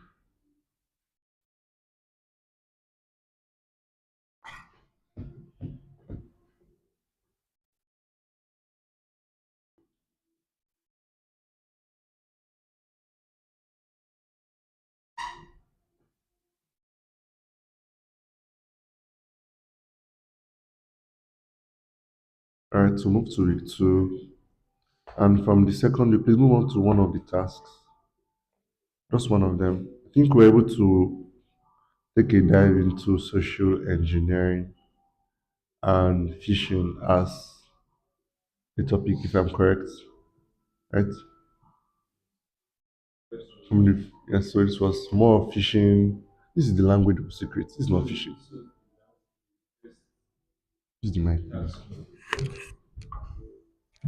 This was the 11 where we did Yes. introduction to encryption. So all through week 3, we now did encryption, language of secrets, and all of Okay, that. okay. So week two, we started off with phishing, Yes. and then for week two into week three, we began to dive into encryption, hashing, okay, social engineering, and I mean we're able to understand more about social engineering Yes, from and those phishing. So challenges. we had like a lot of phishing tags Yes, to phishing challenges and phishing attacks to identify. Then from day 11 down to week more into week 3. three, we now took a deep dive into cryptography, Yes. encryption, and hashing, if I'm correct. Yes. So this was more of, yes, cryptography, hashing, encryption, and I mean we're able to look at a bunch of ciphers from base 64 to To the base rods 58, rot, weird rod systems like rod 46. and even that the one we had to do with the Yes, brain the fog brain and all fog, of that. exactly. Yeah. Yes. So there was that guy also. And then Morse codes, Yes. the Morse codes and the likes. Then for what week now? Week Week 4. 4. Yes. This one was the most interesting week. Week 4 was Log log analysis. analysis. When did we do malware analysis? We did That was malware. it. Was no. You were the one that took malware analysis. Yeah, first week with social engineering. And, was it no? Malware analysis should be week 2 or which week 2? I think week 2. Go back. Should be week 2 or 3. Sorry. Go to week 3. Let's go to week 3. Go to week 3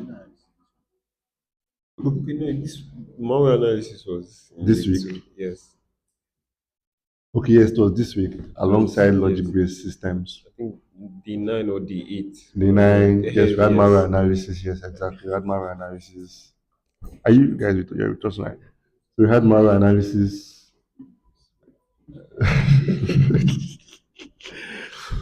It was simple now, Abi. This I thought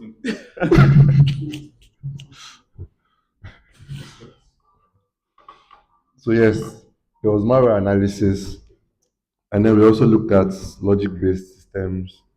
Then for week 4, we now started what now? Log yes, log analysis. analysis What else? and Steganography and open source oh intelligence. yeah, OSINT. That was when we did different Yes, OSINT tasks. yes. So we had to do quite a number of reverse image search, um, forensic analysis, image analysis, just nitty gritties of those. And for week 5, which we just completed now, we did more web security, Then a um, little bit of a OSINT, little bit of OSINT, just one OSINT, and then then steganography steganography. merged with web security. I Yeah, think the last task had a combination of both web that led to steganography. lexical steganography.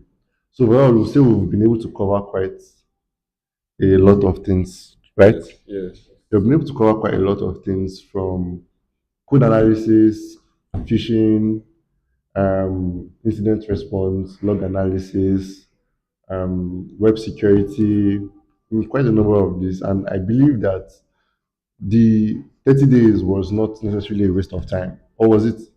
Was it a waste of time? No, it wasn't. Exactly. So I believe we've been able to maximize time, learned quite a number of fundamental concepts, practical approaches to these fundamental concepts. Yes.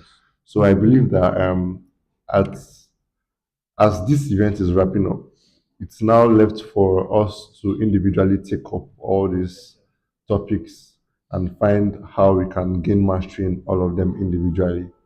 I get that works for all of us. And then hopefully at the next edition of the Operation Cyber Shields, we shall be having more interesting challenges and more topics to cover. So I think yes. So that concludes Operation Cyber Shields for this year. Hopefully by next year we should have the next edition or the second edition of Operation Cyber Shields. So yeah, that will be all for our task assessment and everything Operation Cyber Shield. Thank you very much. Thanks for having me. So, anything.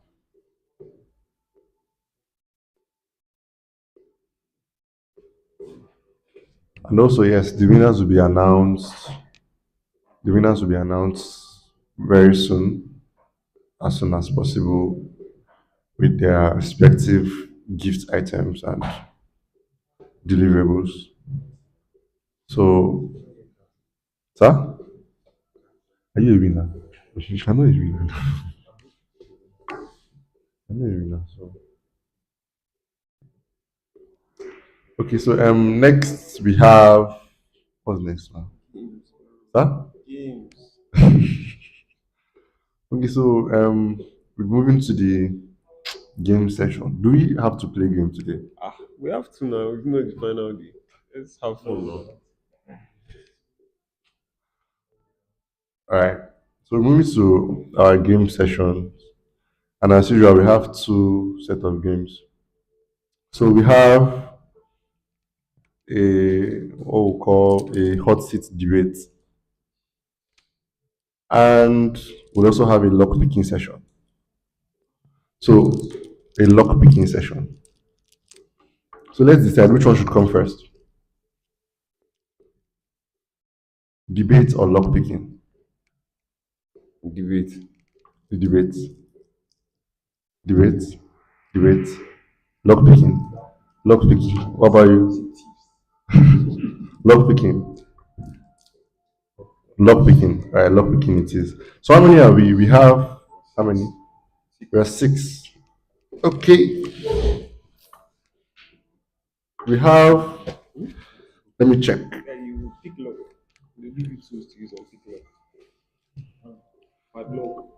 You use pin to open padlock. You pick lock. Right, so we have just one, two, three. One, two, three. One, two, three. And we have six. Okay, so I think we'll group ourselves in twos. So each group gets a lock picking tool set. So the idea is you pick your lock twice. Are we together? I mean, if the first person picks, the second person picks. So that means the team has won. Are we good? So here is a lock picking tool set. Here. That's for your team. Here is a tool set for how many people are in this team? Just two now. No, it has to be two because you have so one person has to be with her. Yes, three teams. Yes, three teams. Two, two. Okay, so you are joining her.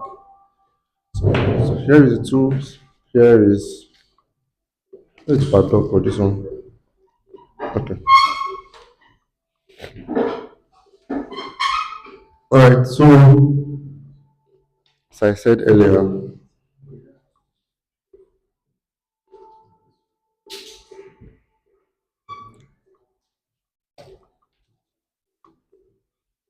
so all that you need is in the password that was given to you. So the idea is both of you are to pick the locks individually. So after the first person is done picking, then you lock it again, and then the second person picks the lock. And the first team to complete that wins this game. Are we together? Are we together? It's looking like magic, are we? Like magic, are we? Alright. Are we good? So I'll show you two video. Close that laptop. Close that laptop.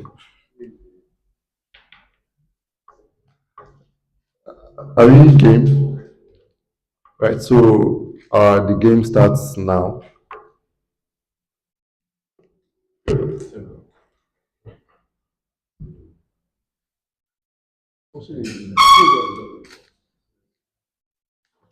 Put all everything on the table.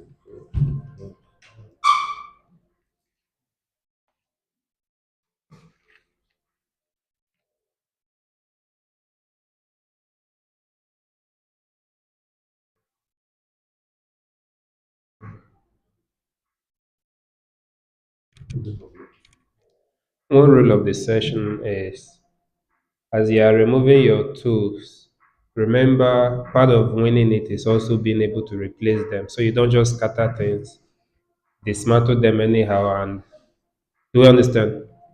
So know what you're removing, know what you're inserting back, where you're supposed to keep it back. Then don't force anything. If it's not working, it's not working. There's no need. So you don't bend our tools.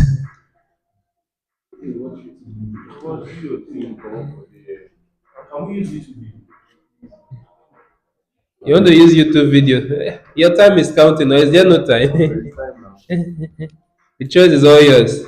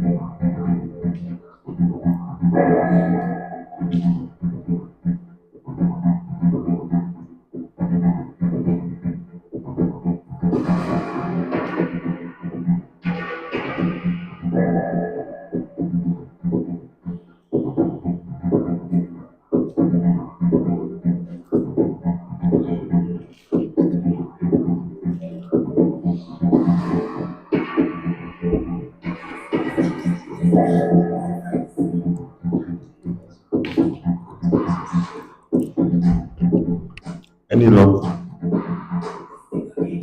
Any luck? He said, I cannot hear you. Use the mic, please. Use the mic. Use the mic. I can't hear you.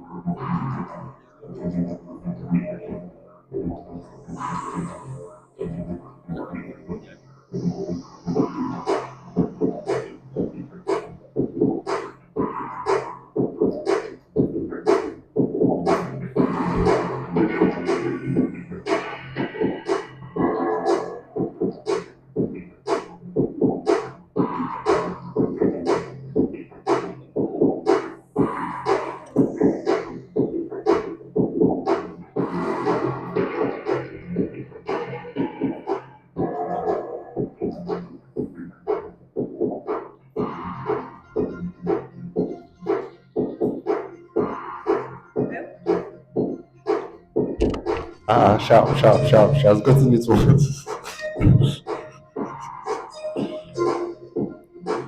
So this team has one. She has picked ours already. So meaning your team.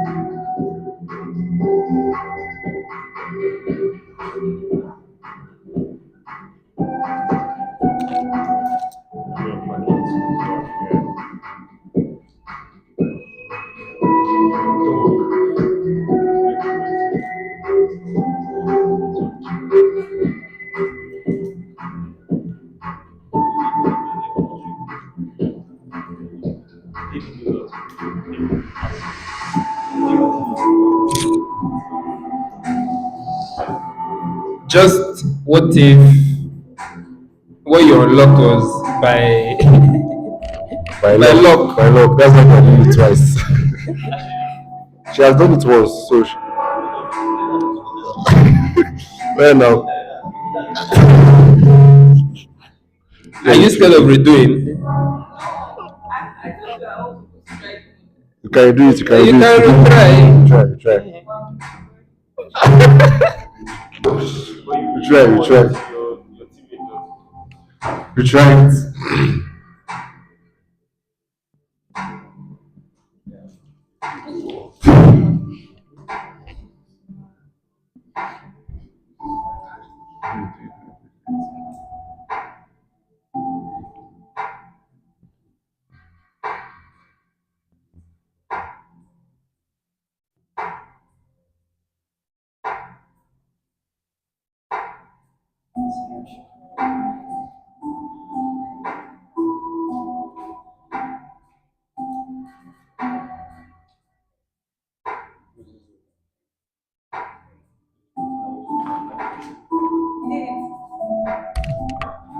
The book of it. That's good. That's good. That's good. So you said, all right, all right. It's okay now.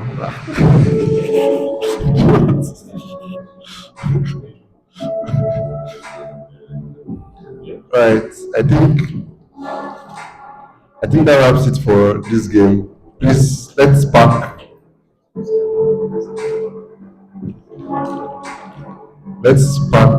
the tools back. You said?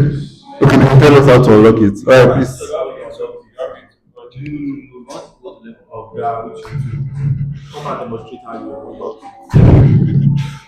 Alright, so please show us how you and your teammates were able to unlock it. Yes, and tell us the particular tool you use and how you use it. Okay, so the okay, I've relocked it, and the aim is to get these 5 pins to go to this one side at once. Let us just go close to the camera. No. So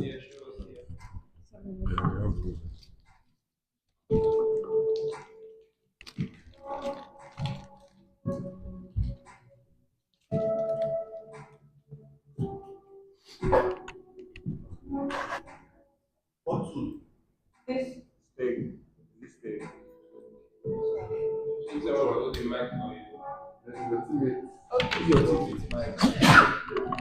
okay, Is it this one? yes, This one. yes, this one and this one, yeah. So the fatter one will the fatter one will hold it down, yes, and the slimmer one we have to get the whole 5. So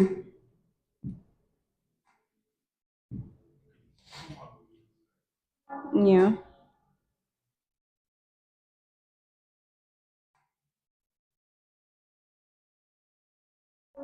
So the aim is to get the whole 5 pins at once. But then if you don't use the fat one, you won't be able to do it because one will be going down and the other will be going up. So get the Sorry, please five. start my whole comment. So can you bring it up and do it again? Okay. Just go to the front. Yeah, please start my line. I want to be doing it as she's doing that. Come on with the milk.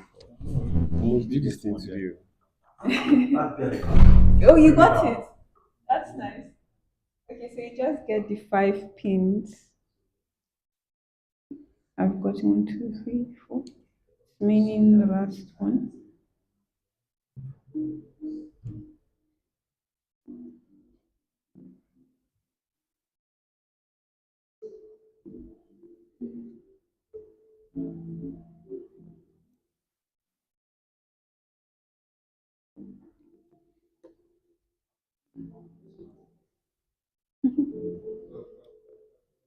So I'm just trying to get the last pin.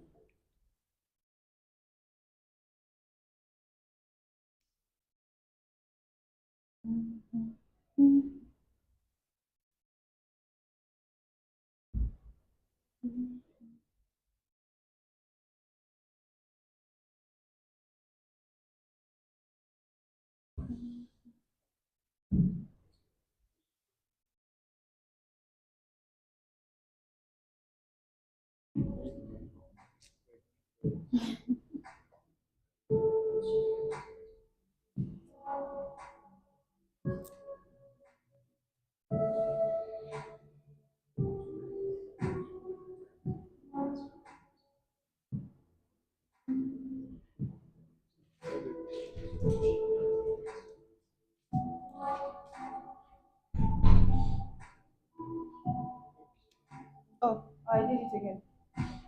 So I've unlocked it again. Hey, come. Yeah. Hold this thing. Show me how to do it.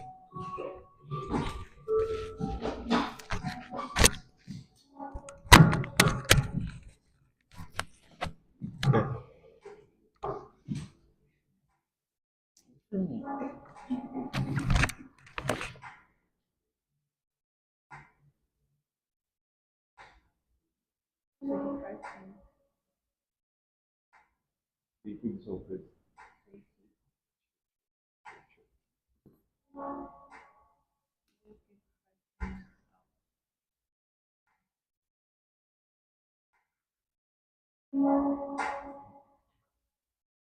When I open it, I locked it now.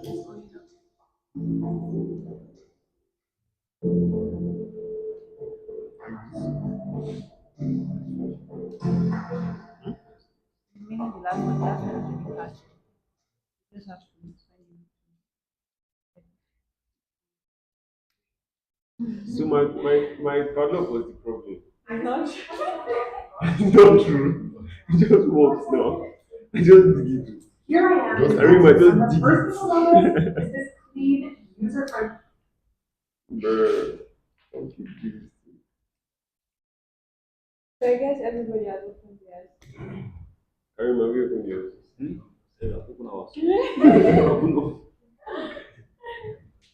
Okay.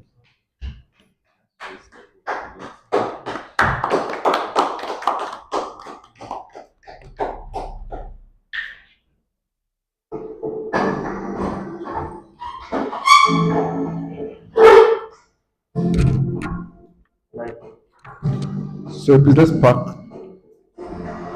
all of the.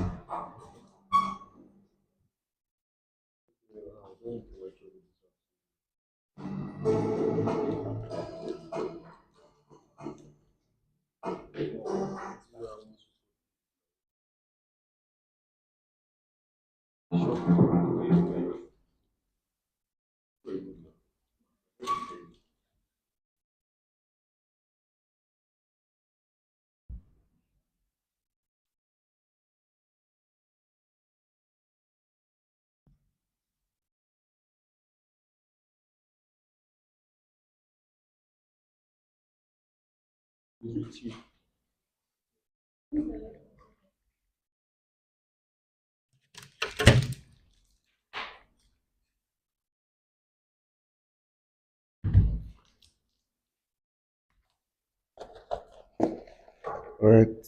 Sorry, can I have? Make sure it's complete.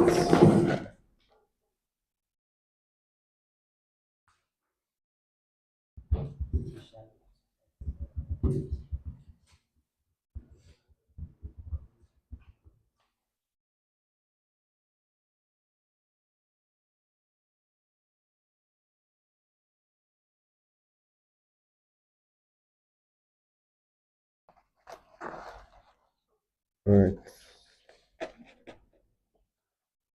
I think that's a wrap for this game. So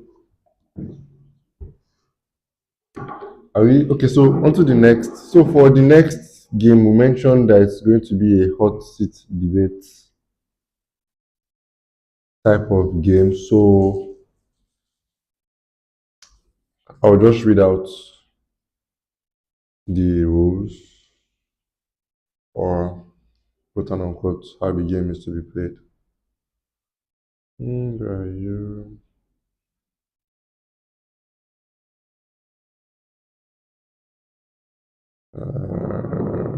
Minutes, 1 minute.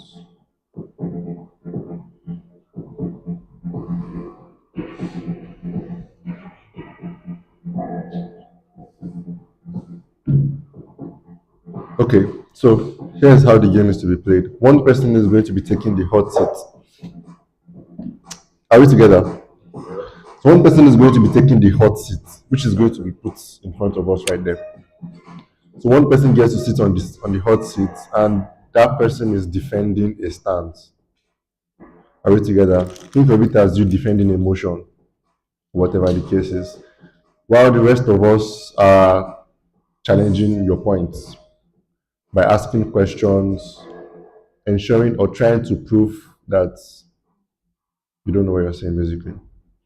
And of course, that would rotate after 5 minutes. So each person doesn't stay for more than 5 minutes on a particular motion. So you get to the hot seat, your motion will be given to you, and then you try to defend the motion as best as you can. And we challenge your motion and ask you questions. And for winning, winners will be picked by three major criteria. Number one, knowledge. How well do you know what you're saying? That's the person on the hot seat. How well do you know what you're saying? Second of all, your confidence on how you spoke. Number three, your strength of defense. How well were you able to handle the pressure from everybody? Tega, you calm down for this game. Because I know this one that is always looking nice. So are we good? So first things first, let's have our seats in front there. Just bring that chair.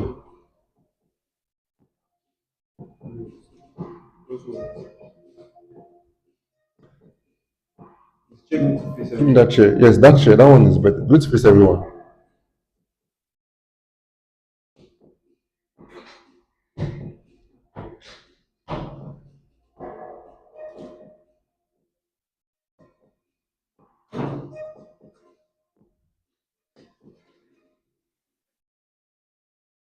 Just put it in front. Yes, move. Okay. Yes, you can have your seats. So who's going first? Do I get to pick? No, no, no, no, no. Is that's the, no, that we're not going that way. It's going to be at random. It's going to be at random. Okay, so what's going to happen is the first person gets to. I'll be picking the first person, and upon time elapsed for the first participant, he would call on the next person to come. So you get to pick who you want to take the hot seat. I'll be giving you the topic once you have your seat. Are we together? So for the first person to take the seat, Ephraim, please. Your seat, your seat. Where's the second mic? Okay, is there? Okay, so that's, I mean, Ephraim, come and take your seat. so let's give it up for Professor Ephraim.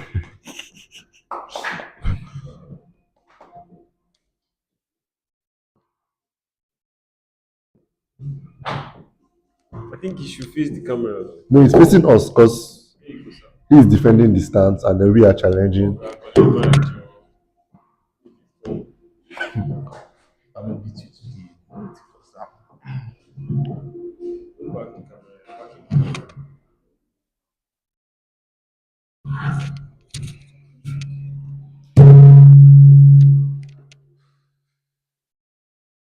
Are we? Oh,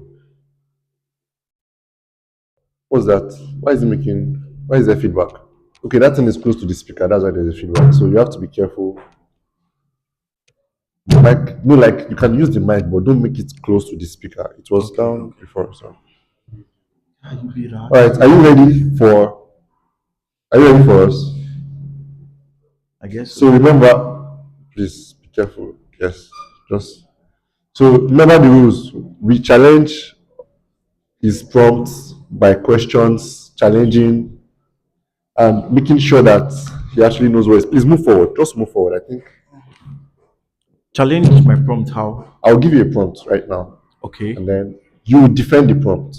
You will be defending the prompt, explaining all that is there for us to understand. You try to make us understand and defend our prompts or your stance, and then we challenge your stance, and then you have to respond and defend your stance, basically. So I have to So it's more like respond a to everybody. debate.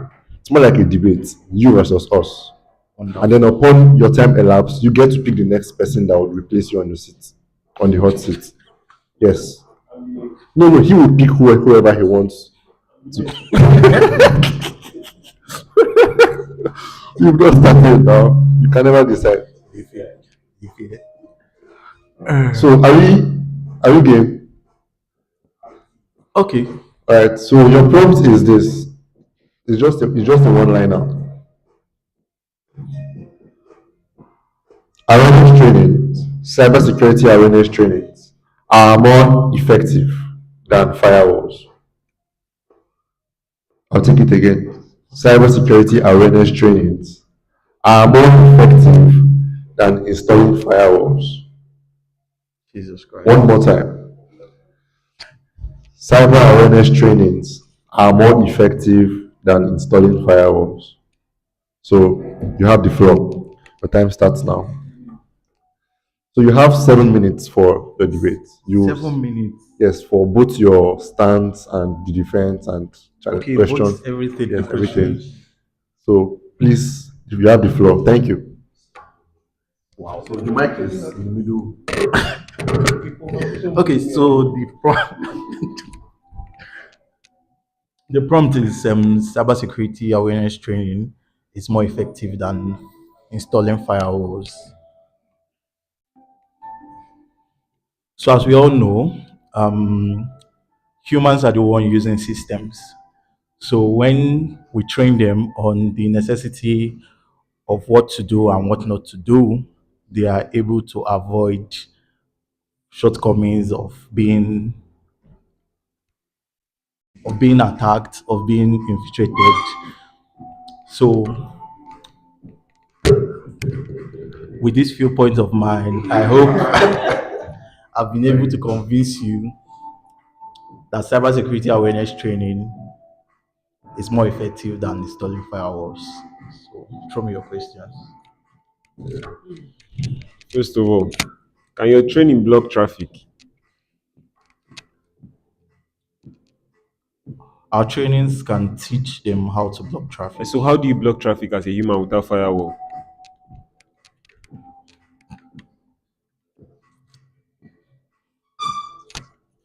Next question.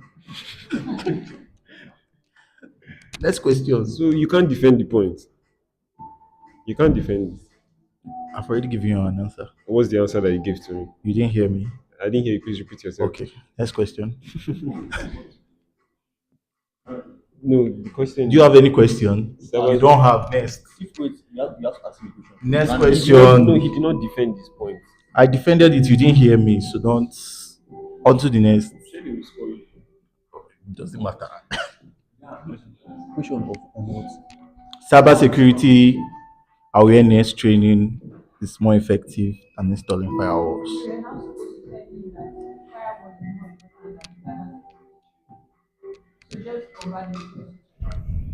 Okay, okay. First of all, that prompt safe is very ridiculous. It's just not better.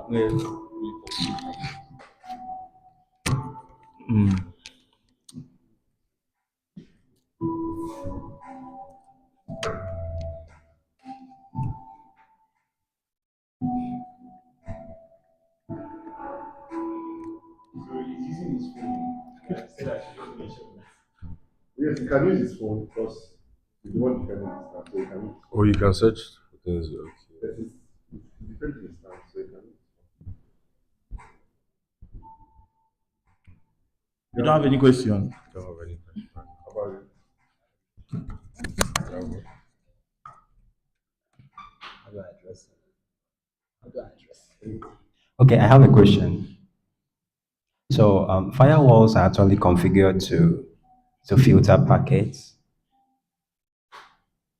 based on sometimes the metadata or some other parameters involved. So how does cybersecurity awareness help an organization or the staff to be able to do the work of a firewall?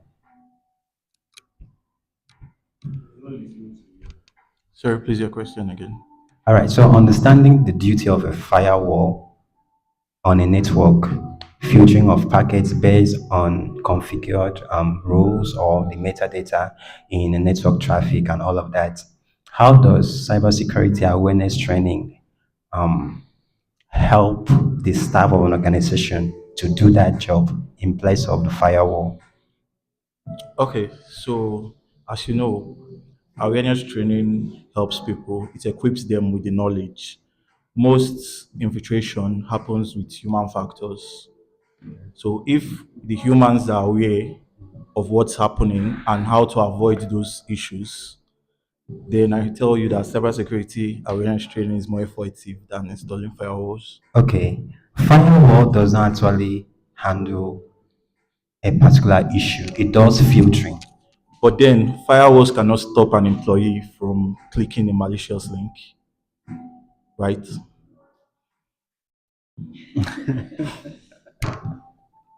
Yes, the firewall cannot stop an employee from clicking a malicious link. That's true. But then in a situation whereby in a situation whereby the attack is not as a result of what the employee clicked, how does the employee define the network replacing the firewall?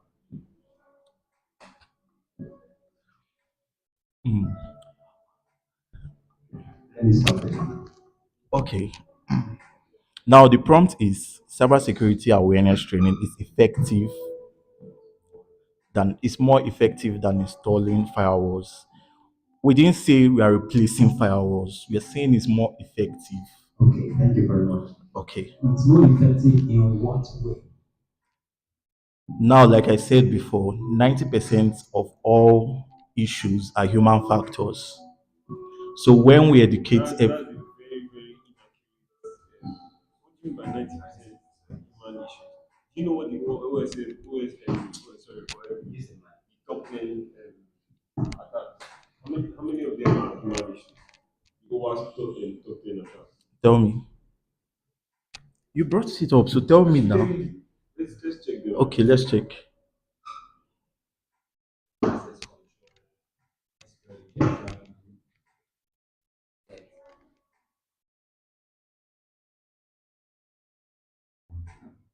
People say 90% human error. Look at it here. We have Okay. broken access control. We have cryptographic videos. We have injection. We have integrated design. Misconfiguration, vulnerable and outdated components, identification and authentication failures, software and data integrity failures, security logging and monitoring failures, and lastly, server-side request failures. How many of these demand?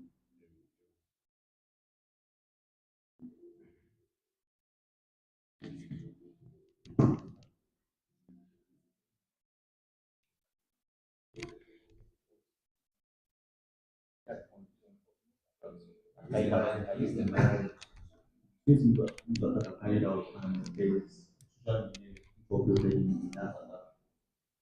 That means human error is a big factor in all of that. So it's there before. It's not about what we're doing what us kind of that's just like the qualifier was in that component sense that human error always plays a part in that. Especially most like at least 70 to 80%. Okay, what is the That's I don't see that. But then I still have another question. So first of all, your point is to support the fact that cybersecurity awareness and training are more effective than even studying firewalls. So this is basically like the human versus technology debate. That's what this topic is all about. Like, what layer of network security does your cybersecurity awareness? What area of network security?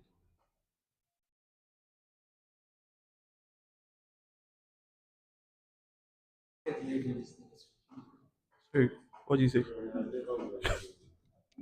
Ask your question again now. Since this your the topic is basically human versus technology. That's how I see this topic. Why do you say so? How is it human versus technology? Who created technology? So it is human Who versus created that's not technology the now? question I'm asking. I'm asking you, I'm directing the question back to you. You said it's human versus technology. Who created technology? Humans created technology. So how is it human versus technology? Because that's Because what they created it. I'm asking you yeah, now. but you're digressing from I'm not digressing. I'm the only. topic is not about who created technology. The topic Now is the not question about I have human for versus yeah, technology. Okay. but the question I have for you is how does your cyber security awareness and training how does it relate to network security? Because that's what firewall is all about. So how does because you said it's better than installing firewalls. So how does cyber security awareness is the relation between cybersecurity awareness and network security? We are not talking about the relation. We are only saying it's more effective.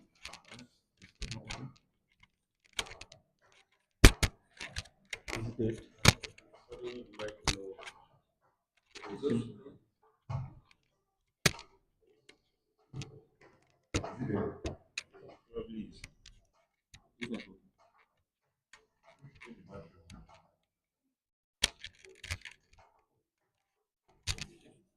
Alright, so I think that's all for this.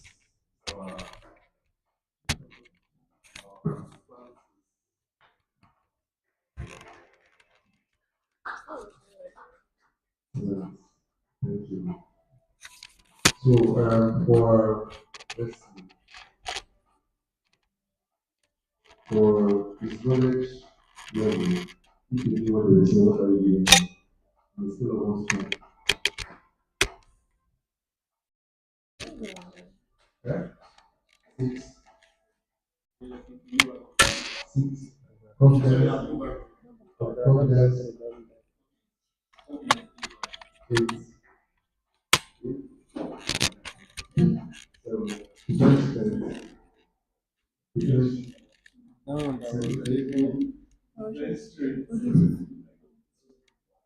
5. Alright, no problem. So please tell us the next person to take the next. Alright, so please, let's have.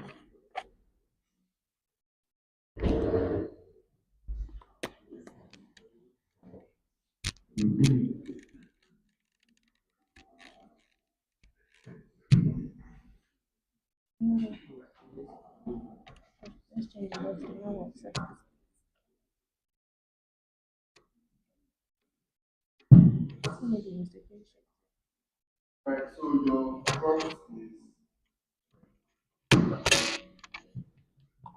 Alright, are you ready? So your prompt is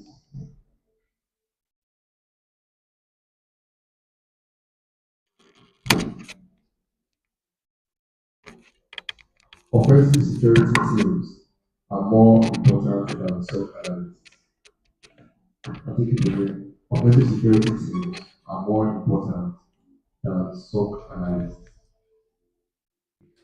Yes. So the defense is that offensive security teams are more important than SOC analysts. Thank you. You have the floor.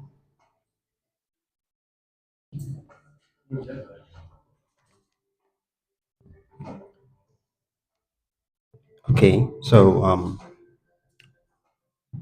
the red teamers, the offensive security team, are more important than the SOC analysts in the sense that they help organizations to discover bugs, discover loopholes on an organization's website, their products, their systems, infrastructure. Basically, they are able to discover the loopholes that an attacker could penetrate to. Asking that in relation to stock analysis and No, offensive security, yeah. um, stock analysts are finding exploits and mitigating it. Because of if you don't know about something, how will you mitigate it? So they will find about exactly how they will research about such exploit and such kind of things and find ways to implement mitigating strategy. Okay, thank you very much. You're actually changing the roles of a SOC analyst with that of the penetration testers. You asked the question, you said between preventing Yeah, between taking a preventive action yes, and the reactive. preventive action in the question here is a combination of both the offensive team. Why am I saying so? Because when the red team was when they discover these vulnerabilities, there has to be someone to fix the vulnerability because you don't just discover it and leave it there, right? So what you are saying now is the prevention is more important, right? If I'm getting it right. Yes, you're getting me right. Yes, but part of the prevention is identifying it and fixing it. They are not just identifying it, which is what the red team was. If there is no fix, how do you know that okay, there is not going to be any breach? Okay, thank you very much. The fixing there is not done by SOC analysts. The fixing is done, for instance, let's say we upgraded era has a product and they're about to be launched. Then we have a team of penetration testers that have been able to find a bug. They will recommend a patch. and the patch will be done by the developers, not the SOC analysts. So basically, the SOC analysts are dormant until probably in the future that application or the website is being exploited. That is when the SOC analyst comes into play in terms of incident response. So basically, the red teamers are there. They are 100% active to protect the organization.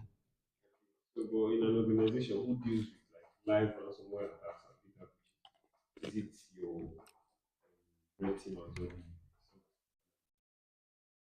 Yes, that incident response is handled by the SOC analyst. Yes. So, what happens when red teamers don't identify these issues and then there is a data breach or there is a ransomware attack? Then it means that the red teamers are not active. They should have been able to exploit that first before it happened and then recommend a patch. So then why are they more important? Because I mean, if there is a problem from the red teamers, now we're saying that we have people that are going to handle the issue. But if they were more important, and let's say, because people make mistakes, even professionals make mistakes, and then there was a mistake, maybe there was something that was not identified. Why is it that it is people that you think are less important that are not solving the issues or that are responding to the issues? Why is it that the more important people, the attackers, the red teamers, why are they not the ones that will now fix their score? Why is it the less important people? Okay, thank you very much for that question. The question is, why do we rely on the SOC analyst to fix the mess of the When red we team have an when we actual have an problem. actual problem? Okay, so why do we rely on? So they are trained for that. They are trained for that. Okay, they are trained for that. But the truth is, while you are waiting and expecting something to happen for the SOC analyst, while you are waiting for the maze to take place for the SOC analyst to respond, the red teamers are actively researching for vulnerabilities to exploit. You get so see it this way. A red teamer can actually exploit a vulnerability to see how effective their SOC team is. You get to see how they will respond. You get so at the end of the day, it is sorry, at the end of the day, we are actually ranking the red team as more important than the SOC analyst. Keep saying that stock analysts are dormant and they just stay and wait for something to happen before they react. And Okay. I would say that is very wrong and that you don't really grasp the this thing of you don't really grasp the workings of stock analysis. Because Okay, stock help me analysis is understand. not just dormant and waiting for something to happen. You have a hardening system Okay, make sure that firewalls are implemented, make okay, sure that there is no vulnerability okay. in the system. So Yeah, that so and doing that, he's still mitigating and watching um, activities in real time. in real So time. Yeah. do you In the course, do sorry. you do Okay. you do you label that as being dormant? So in the course of watching for something to happen, what is he doing? He's waiting. He's But basically waiting. is he waiting doing nothing? Okay, so you made mention of hardening a system. He hardens it just once. He will not continually be hardening. Setting of firewall, configuring of your end device security tools, your EDR, your SIM tools, your firewall, your antivirus, your anti-malware. He does it just once, and then those implementations are in place. You get? But then the red teamers are on a daily basis, trying to find trying to exploit your tool, sorry, trying to exploit your product. Let's say your fintech app, they are trying to find a way whereby they can actually bypass certain configurations and all those stuff. Do you get? Do you get? I like it. So what you are saying is that security offensive security team Hmm. they are finding ways to exploit systems. So do you think that the blue team, the defensive team, are just waiting there and waiting for the defense to happen? So exactly how CVEs are coming up. Preventive measures and patches are coming in. And before immediately a vulnerability comes out, this analyst is a researcher. He researches about recent vulnerabilities and he mitigates his company that is on that working. So he's not sitting dormant. He's being active and watching live Thank you very activities much. going on. Thank you very much. I now you just mentioned of CVEs. Thank you for mentioning that. It's the red teamers that even find those vulnerabilities and then they are being tagged as CVE. So without the red teamer finding a vulnerability first, that means the SOC analyst or the blue team wouldn't even know about it. They wouldn't even know that such vulnerability exists. They wouldn't even think of the mitigation in the first place. You understand what I'm trying to say? Come on, this is a debate. Okay, so I'm very confident of the fact that you understood what the team was where before you start on that. Stock analyst. In fact, you are a stock analyst yourself. So now the question I don't, want to don't, ask. don't, don't use that against me. No, the question I want to ask you, you are defending this topic. And so you are actively defending the fact that attacking your own system is more important than protecting customer data. That is what you are defending here today. That attacking my own system is more. Because basically, what red team are doing is basically like street testing a house. You have your system. If you are a red team and now I bring you in to my company to test how secure my maybe let's say my application is. Yeah. You are testing my application. Yes, Yes. yes, yeah. It is not for any other reason. But what the stock analysts are doing, or the blue teamers, let me put it like that, because now you are prioritizing the red teamers. What the blue teamers are doing is actively protecting customer data. Something that if there is a breach, there will be an actual problem.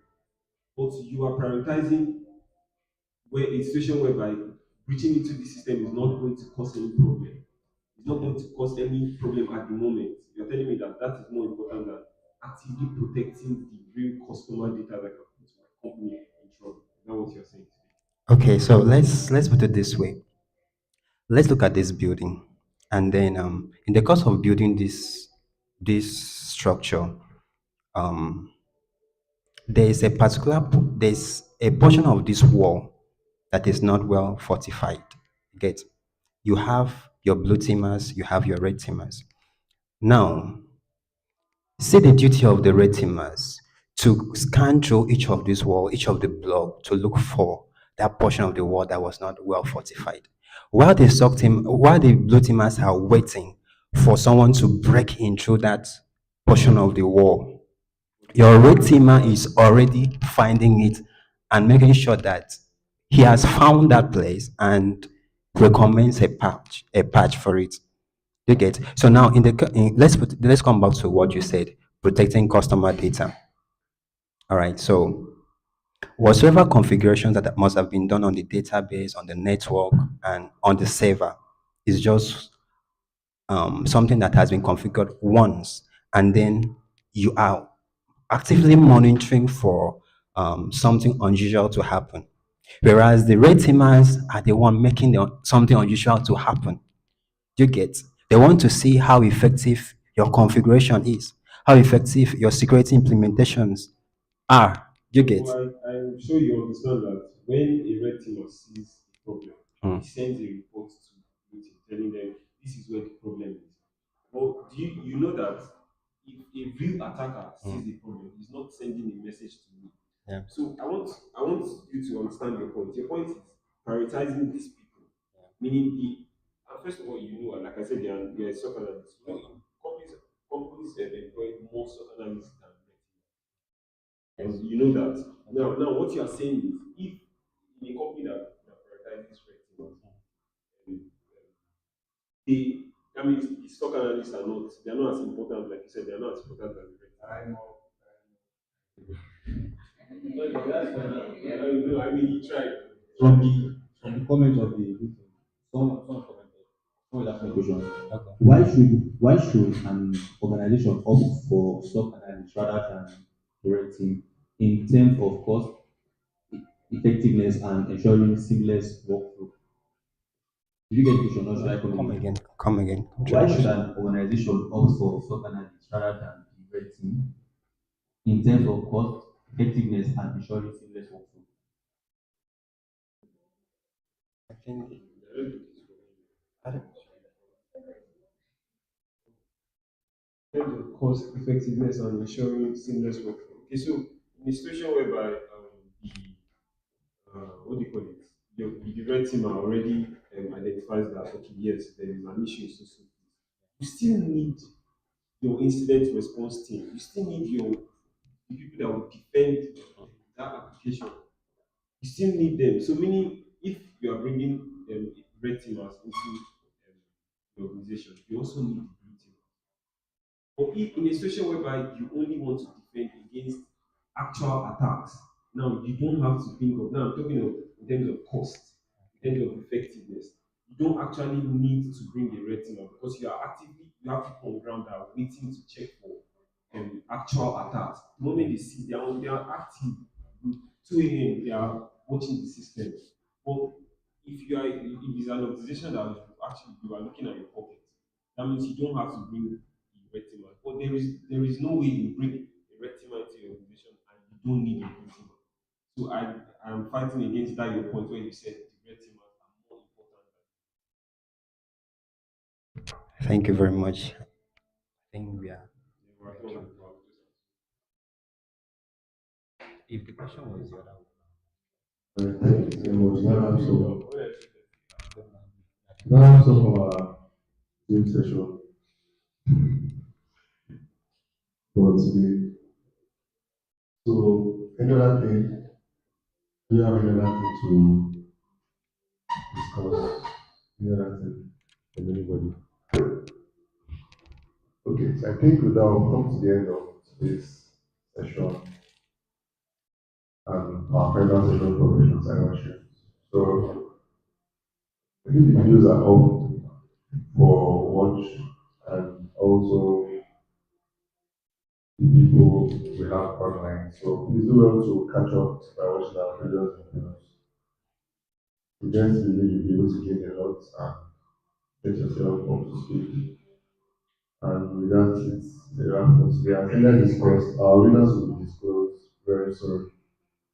And with that, we'll be closing today. Thank you very much. Bye bye. Yes, follow us on Instagram, subscribe on YouTube, our YouTube channel, join the community, get active for more updates. Yes, that's it. Thank you.